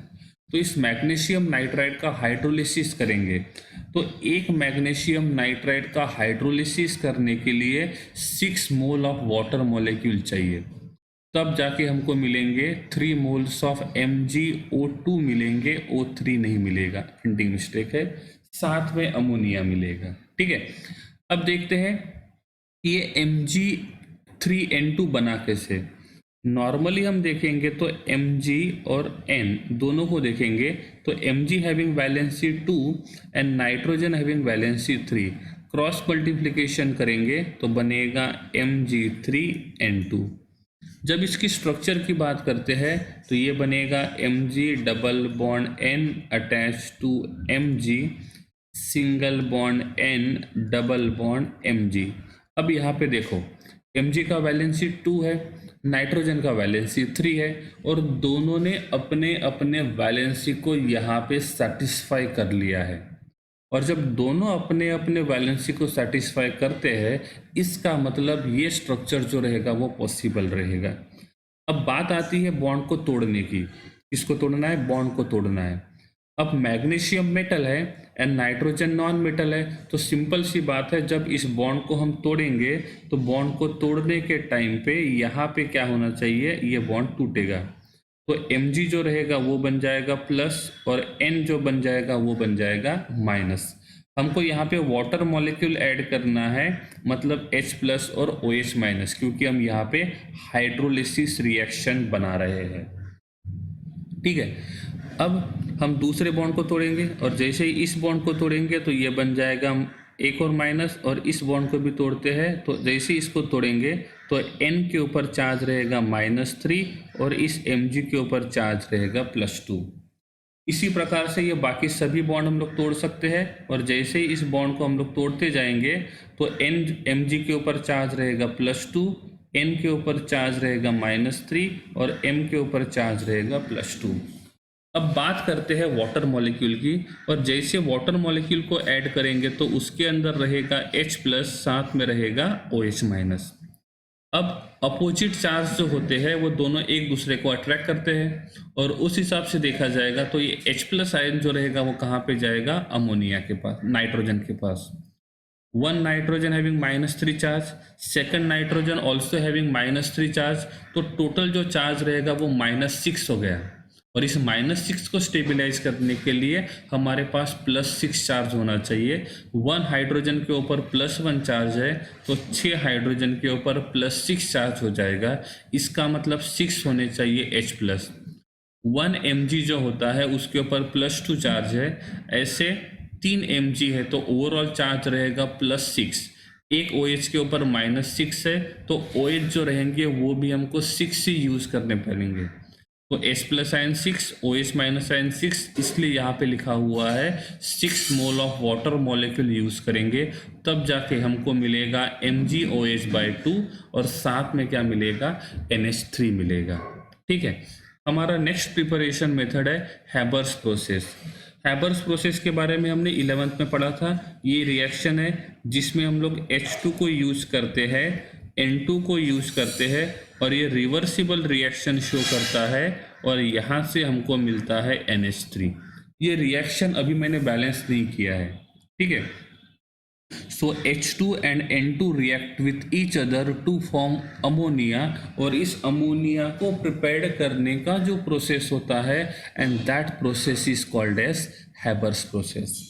इस हैबर्स प्रोसेस में कंडीशन लिखा हुआ है इट फेवर्स हाई प्रेशर, मतलब हमको ज़्यादा अमोनिया बनाना है तो हमको प्रेशर भी ज़्यादा ही रखना पड़ेगा, क्योंकि जितना ज़्यादा प्रेशर रहेगा उतना ही अमोनिया का क्वांटिटी हमको ज़्यादा मिलेगा। अब ये प्रेशर बढ़ाने के बाद अमोनिया का क्वांटिटी क्यों बढ़ता है, ये पढ़ने के लिए हमको थोड़ा सा देखना पड़ेगा ली चैटेलियर प्रिंसिपल। हम ली चैटेलियर प्रिंसिपल में हमने इक्विलिब्रियम में पढ़ा था कि pressure, temperature, quantity of reactant, quantity of product कम ज़्यादा करते हैं तो रिएक्शन किस साइड में शिफ्ट होता है। ठीक है, इसीलिए यहाँ पे हाई प्रेशर जो होता है उसके हिसाब से ली चैटेलियर प्रिंसिपल के हिसाब से इफ जितना प्रेशर ज़्यादा रहेगा उतना ही अमोनिया का प्रोडक्शन ज़्यादा रहेगा। इस रिएक्शन में हमने कैटालिस्ट करके किसको यूज़ किया? आयरन। कैटालिस्ट वो होता है जो किसी भी रिएक्शन का रेट बढ़ाता है। मतलब हम मानते हैं कि नॉर्मली H2 और N2 का रिएक्शन होके NH3 बनता है, तो जो रिएक्शन नॉर्मल कंडीशन में बहुत स्लो होता है उसका रेट बढ़ाने के लिए हम कैटालिस्ट को यूज़ करते हैं। दूसरा वर्ड यहाँ पे यूज़ किया हुआ है प्रमोटर। जो कैटालिस्ट का एक्टिविटी बढ़ाता है उस कैटालिस्ट के एक्टिविटी बढ़ाने वाले सब्सटेंस को हम बोलते हैं प्रमोटर। ठीक है, तो कैटालिस्ट मतलब जो रेट ऑफ रिएक्शन बढ़ाएगा, और जो सब्सटेंस कैटालिस्ट के एक्टिविटी को इम्प्रूव करता है उसको हम बोलते हैं प्रमोटर। और अमोनिया के प्रिपरेशन मेथड में हम जो प्रमोटर्स यूज करते हैं वो होते हैं potassium oxide and aluminium oxide, K2O and Al2O3। ये दोनों के दोनों जो होते हैं वो हैबर्स प्रोसेस में प्रमोटर का काम करते हैं। अब यहाँ पे क्वेश्चन क्या बनता है? यहाँ पे क्वेश्चन ये बनता है कि हैबर्स प्रोसेस में हम कैटालिस्ट किसको यूज़ करते हैं। साथ में ये पूछा जाएगा कि अमोनिया के प्रिपरेशन मेथड में हमने जो प्रमोटर्स यूज़ किए थे ये हमने कौन से प्रमोटर्स को यहाँ पे यूज़ किया था। हम यहाँ पे दोनों प्रमोटर का स्ट्रक्चर भी देख सकते हैं कि एक ही बॉन्ड बनाता है, ऑक्सीजन 2 बॉन्ड बनाता है। So this is the structure of K2O। जब बात आती है Al2O3 की, तो यहाँ पे रहेगा oxygen double bond aluminium single bond oxygen double bond oxygen. देखो 2 एल्यूमिनियम 3 ऑक्सीजन, एल्यूमिनियम का वैलेंसी 3, ऑक्सीजन का 2, ऑक्सीजन ने 2 बॉन्ड बनाए, एल्यूमिनियम ने 3 बॉन्ड बनाए, ऑक्सीजन ने 2 बॉन्ड बनाए। तो हर किसी ने यहाँ पे अपनी अपनी वैलेंसी को क्या किया है? सेटिस्फाई करने का काम किया है। So these are the preparation methods of ammonia. और इस प्रकार से हमने अमोनिया के प्रिपरेशन मेथड्स यहाँ पे देख लिए। अब ये देखना पड़ेगा कि ये अमोनिया जो रहेगा वो किस प्रकार से केमिकल रिएक्शन शो करेगा। सबसे पहले लिखा हुआ है ये लेविस बेस का काम करेगा। अब लेविस बेस का मतलब होता है जो पेयर ऑफ इलेक्ट्रॉन डोनेट करेगा। तो हम बात यहाँ पे रिएक्शन लिखा हुआ है अमोनिया जिसके पास लोन पेयर है, वाटर मॉलिक्यूल के साथ रिएक्शन करेंगे तो ये जो NH3 रहेगा जिसके पास लोन पेयर है, वाटर मॉलिक्यूल के पास H+ और OH- है। तो ये क्या करेगा? अपना H+ आयन इसको देगा, तो वाटर काम करेगा एसिड का और ये काम करेगा बेस का।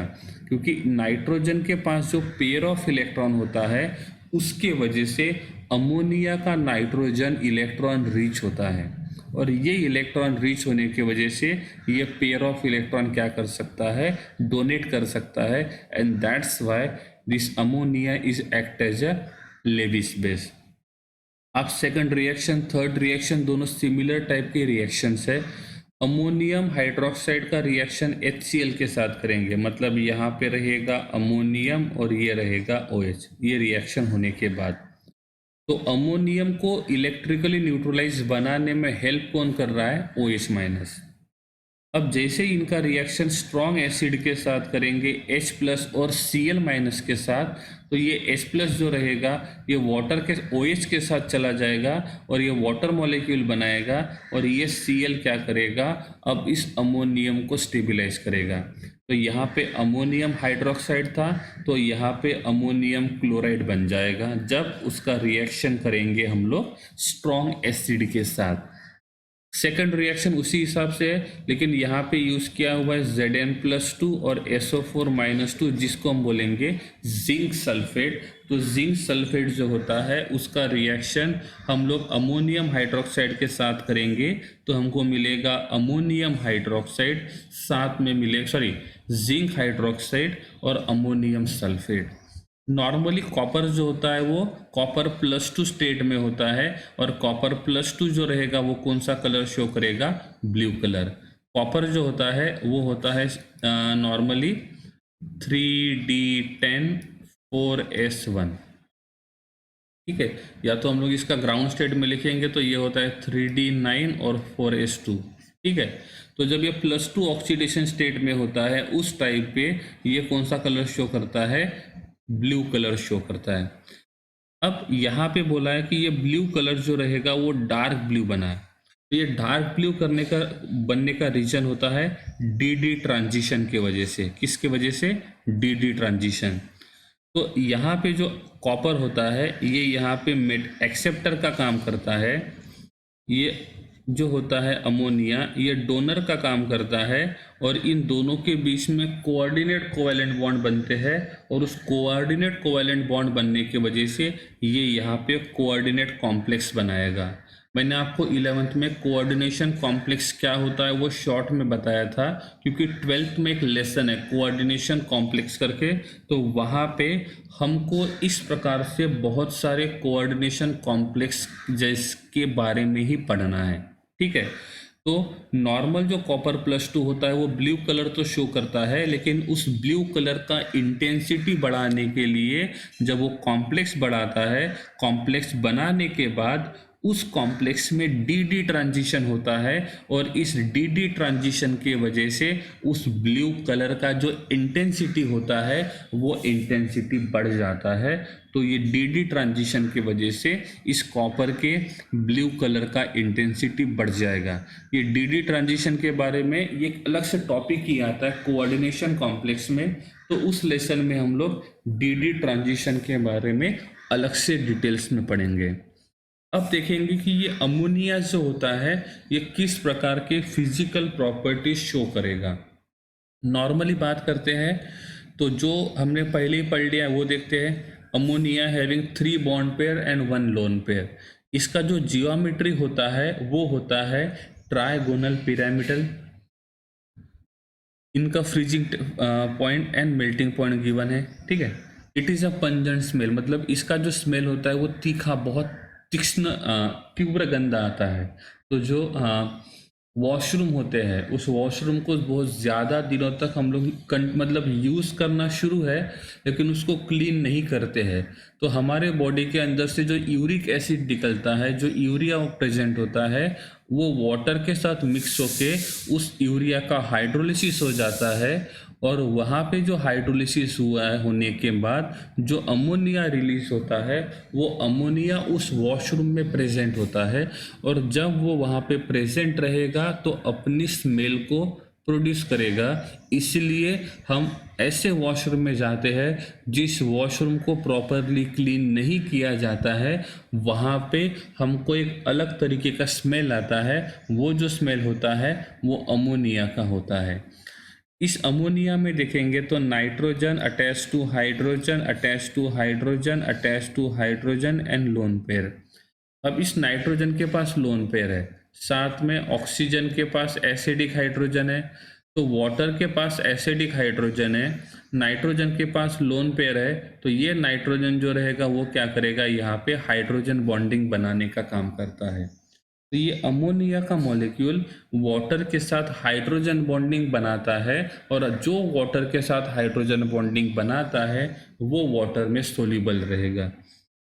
क्योंकि सोल्यूबिलिटी का जो कंसेप्ट आता है, सोल्यूबिलिटी डिपेंड होता है, एक होता है हाइड्रोजन बॉन्डिंग, दूसरा होता है वाटर पोलर है, और इफ कोई भी दूसरा मॉलिक्यूल पोलर है तो पोलर जो रहेगा वो वाटर में सोल्यूबल बनेगा, और तीसरा होता है आयोनिक कंपाउंड। ये 3 टाइप के मॉलिक्यूल्स जो होते हैं वही वाटर में सोल्यूबल हो सकते हैं। पहला ionic compounds, polar molecules and hydrogen bonded molecule. इनमें से अमोनिया जो रहेगा वो हाइड्रोजन बॉन्डिंग बना सकता है इस वाटर मॉलिक्यूल के साथ, और वाटर मॉलिक्यूल के साथ हाइड्रोजन बॉन्डिंग बनाने के वजह से ये अमोनिया जो रहेगा ये वाटर में क्या रहेगा, सोल्यूबल रहेगा। इसलिए यहाँ पे लिखा हुआ है ammonia is soluble in water. इसका डेंसिटी कम होने के वजह से ये जो रहेगा ये लाइटर देन एयर रहेगा। तो एयर जो रहेगा इससे ये लाइटर देन एयर होने की वजह से इजीली एटमॉस्फेयर में चले जाएगा।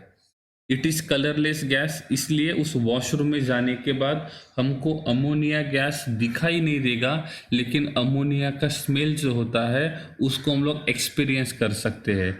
नॉर्मली हाइड्रोजन बॉन्डिंग प्रेजेंट होता है लिक्विड स्टेट में और सॉलिड स्टेट में। हाइड्रोजन बॉन्डिंग गैसियस स्टेट में नहीं होगा, क्योंकि गैसियस स्टेट में सपोज मैंने बोला कि ये 1 अमोनिया, ये second ammonia, 1 ammonia, second ammonia, first ammonia, second.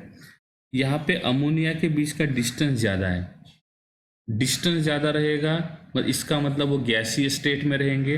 Particles के बीच का डिस्टेंस बहुत ज़्यादा होता है तब वो गैसीय स्टेट में प्रेजेंट होते हैं, और डिस्टेंस जब बहुत कम होता है तब वो सॉलिड स्टेट में प्रेजेंट रहेंगे। अब डिस्टेंस बहुत ज़्यादा रहेगा तो वहाँ पे हाइड्रोजन बॉन्डिंग एग्जिस्ट नहीं करेगा। क्या एग्जिस्ट नहीं करेगा? हाइड्रोजन बॉन्डिंग एग्जिस्ट नहीं करेगा, लेकिन लिक्विड और सॉलिड में इनके बीच का डिस्टेंस कम होने के वजह से यहाँ पे ये क्या करते हैं, इजीली हाइड्रोजन बॉन्डिंग फॉर्म करते हैं। नेक्स्ट पॉइंट लिखा हुआ है इजीली लिक्विफाइड अंडर प्रेशर, मतलब हम अंडर प्रेशर इसको इजीली लिक्विफाई कर सकते हैं। अब हम सिंपल सी बात करते हैं कि एक अमोनिया का मॉलिक्यूल और दूसरा अमोनिया का मॉलिक्यूल, इनके बीच में किस टाइप का फोर्स ऑफ अट्रैक्शन है अमोनिया और अमोनिया के बीच में?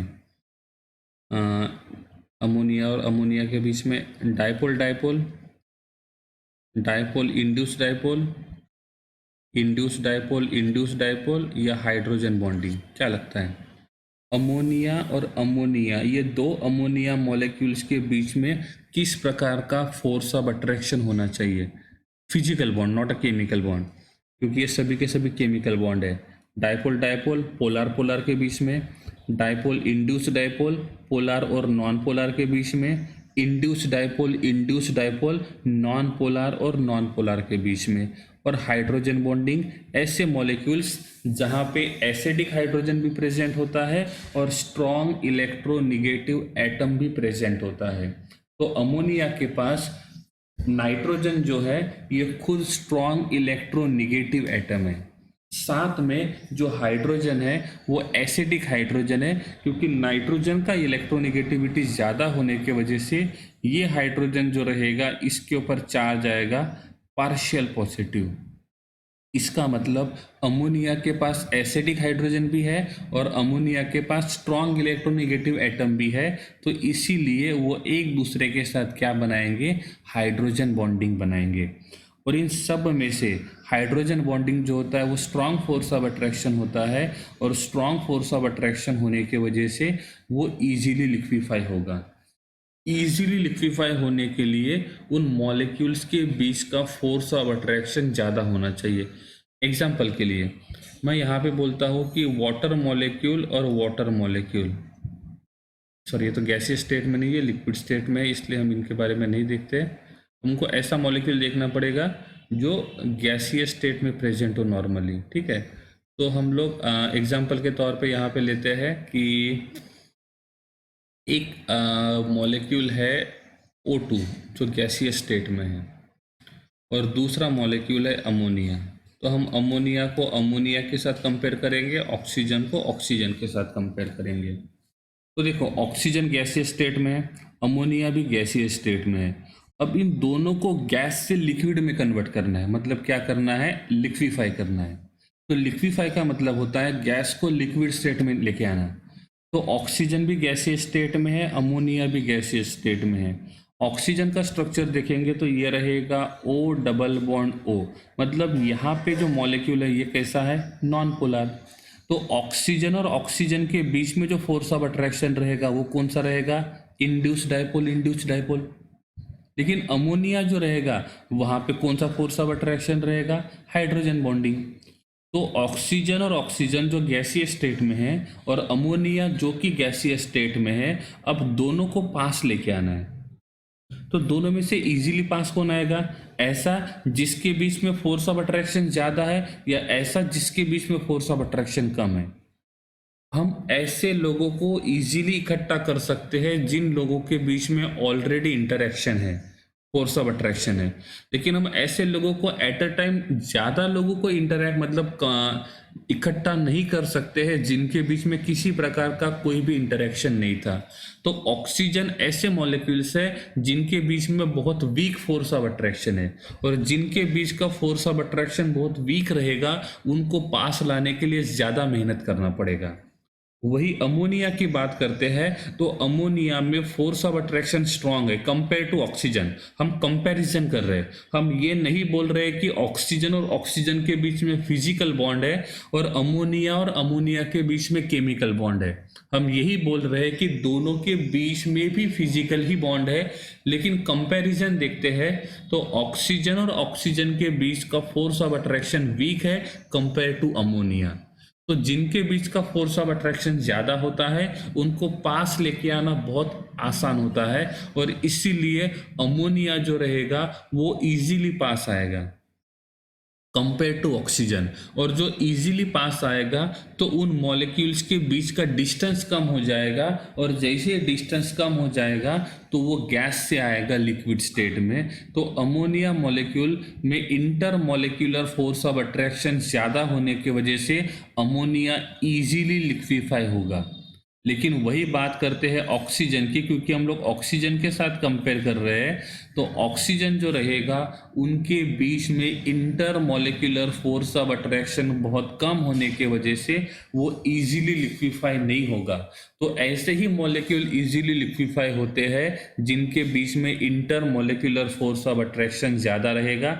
इसलिए यहाँ पे लिखा हुआ है कि अमोनिया इज इजीली लिक्विफाई। लेकिन इनको लिक्विफाई करने के लिए हमको प्रेशर बढ़ाना ही पड़ेगा, ये अंडर प्रेशर ही करना पड़ेगा। लेकिन हमको अंडर प्रेशर में ज़्यादा प्रेशर अप्लाई करना पड़ेगा ऑक्सीजन पे और कम प्रेशर अप्लाई करना पड़ेगा नाइट्रोजन पे, अमोनिया पे सॉरी, क्योंकि अमोनिया में inter molecular force of attraction बहुत ज़्यादा है। ठीक है, तो फिजिकल प्रॉपर्टीज हमने सभी पढ़ लिए हैं, प्रिपरेशन मेथड्स हो गए हैं और केमिकल प्रॉपर्टीज भी हो गए हैं। अब देखेंगे कि इस अमोनिया को यूज़ कहाँ पे करेंगे। सबसे पहले अमोनिया को यूज़ करते हैं फर्टिलाइजर्स को बनाने के लिए। जो भी क्रॉप होता है उस क्रॉप का जो न्यूट्रिएंट्स होता है फर्टिलाइजर्स, या फर्टिलाइजर्स को बनाने के लिए हम लोग क्या करेंगे, इस अमोनिया को यूज़ करेंगे। साथ में ये नाइट्रिक एसिड है HNO3 नाइट्रिक एसिड, उस अमोनिया को प्रिपेयर करने वाले मेथड को बोलते हैं ओस्टवाल्ड मेथड। और इस ओस्टवाल्ड मेथड में हम लोग किसको यूज़ करते हैं, अमोनिया को यूज़ करते हैं। हैबर प्रोसेस अमोनिया को प्रिपेयर करने के लिए हाइड्रोजन और नाइट्रोजन को यूज़ करके, ओस्टवाल्ड मेथड HNO3 को प्रोड्यूस करने के लिए अमोनिया से। इन प्रोसेस का आपको नाम याद रखना होता है क्योंकि इसके ऊपर क्वेश्चन आता है कि हैबर प्रोसेस किसका प्रोडक्शन करने के लिए यूज करते हैं, या तो ओस्टवाल्ड मेथड किस केमिकल कंपाउंड को प्रोड्यूस करने के लिए यूज करते हैं। साथ में ये भी आपको याद रखना है कि हमने किस रिएजेंट को यूज किया था इसको प्रोड्यूस करने के लिए। तो ओस्टवाल्ड मेथड में हम अमोनिया को यूज करते हैं, जो कि हैबर प्रोसेस में अमोनिया को प्रोड्यूस करते हैं हाइड्रोजन और ऑक्सीजन को हाइड्रोजन एंड नाइट्रोजन को यूज करके। ये एक रेफ्रिजरेंट का काम करता है लिक्विड अमोनिया, जो टेम्परेचर को कम करने में हेल्प करता है, and that's why liquid ammonia is act as a refrigerant. Nessler reagent जो होता है K2HgI4, ये Hg मर्क्यूरी कोऑर्डिनेट बॉन्ड बनाता है 4 आयोडीन के साथ, तो ओवरऑल चार्ज होता है -2। स्ट्रक्चर देखेंगे तो ये रहेगा Hg, this is 1 iodine, this is 2nd iodine, ये रहेगा 3rd आयोडीन और ये रहेगा 4th आयोडीन। तो ये 4 आयोडीन के साथ जब बॉन्ड बनाएगा तब इसके ऊपर चार्ज रहेगा -2। उस -2 को स्टेबिलाईज करने का काम करते हैं 2K पोटेशियम, तो एक के ऊपर +1, 2 के ऊपर +2। तो ये होता है नेस्लर रिएजेंट। और नेस्लर रिएजेंट जो होता है इसका बेसिक सॉल्यूशन जो रहेगा वो कौन सा कलर शो करता है? ब्राउन कलर क्या करता है? शो करता है। साथ में हाइड्राजोइक एसिड, हाइड्राजोइक एसिड का मतलब होता है HN3, NH3 नहीं है, ये HN3 है। इसका स्ट्रक्चर देखेंगे, so hydrogen attach to nitrogen, double bond nitrogen attach to nitrogen, this is -1, this is +1, और यहाँ रहेगा कोऑर्डिनेट बॉन्ड। यहाँ पे रहेंगे 2 लोन पेयर, यहाँ पे रहेगा 1 लोन पेयर, इसके पास लोन पेयर नहीं रहेगा। ठीक है, तो इस प्रकार से हाइड्राजोइक एसिड जो होता है इसको प्रिपेयर करने के लिए हम इसको यूज करते हैं। अब हाइड्राजोइक एसिड जब H+ आयन देगा तो H+ आयन देने के बाद जो मॉलिक्यूल बनेगा उसको हम बोलेंगे N3-1। क्या बोलेंगे? N3-1। अब N3-1 का स्ट्रक्चर कैसे रहेगा? N double bond N double bond N, this is -1, this is +1, this is -1। सही है, तो इसके पास रहेगा 1 लोन पेयर, इसके पास रहेंगे 2 लोन पेयर, एक रहेगा कोऑर्डिनेट कोवैलेंट बॉन्ड। अब इसका स्ट्रक्चर मैंने यहाँ पे ड्रॉ करके क्यों दिया है? क्योंकि इसी टाइप का एक बार क्वेश्चन पूछा गया था एग्जाम में, I3-1 का स्ट्रक्चर ड्रॉ करो, या इनमें से कौन सा स्ट्रक्चर I3-1 का रहेगा। या तो ये पूछा जाता है 3 आयोडीन में से मिडल आयोडीन के पास कितने लोन पेयर रहेंगे, लेफ्ट साइड वाले आयोडीन के साथ या टर्मिनल के पास कितने लोन पेयर रहेंगे, और नॉन टर्मिनल के पास कितने रहेंगे।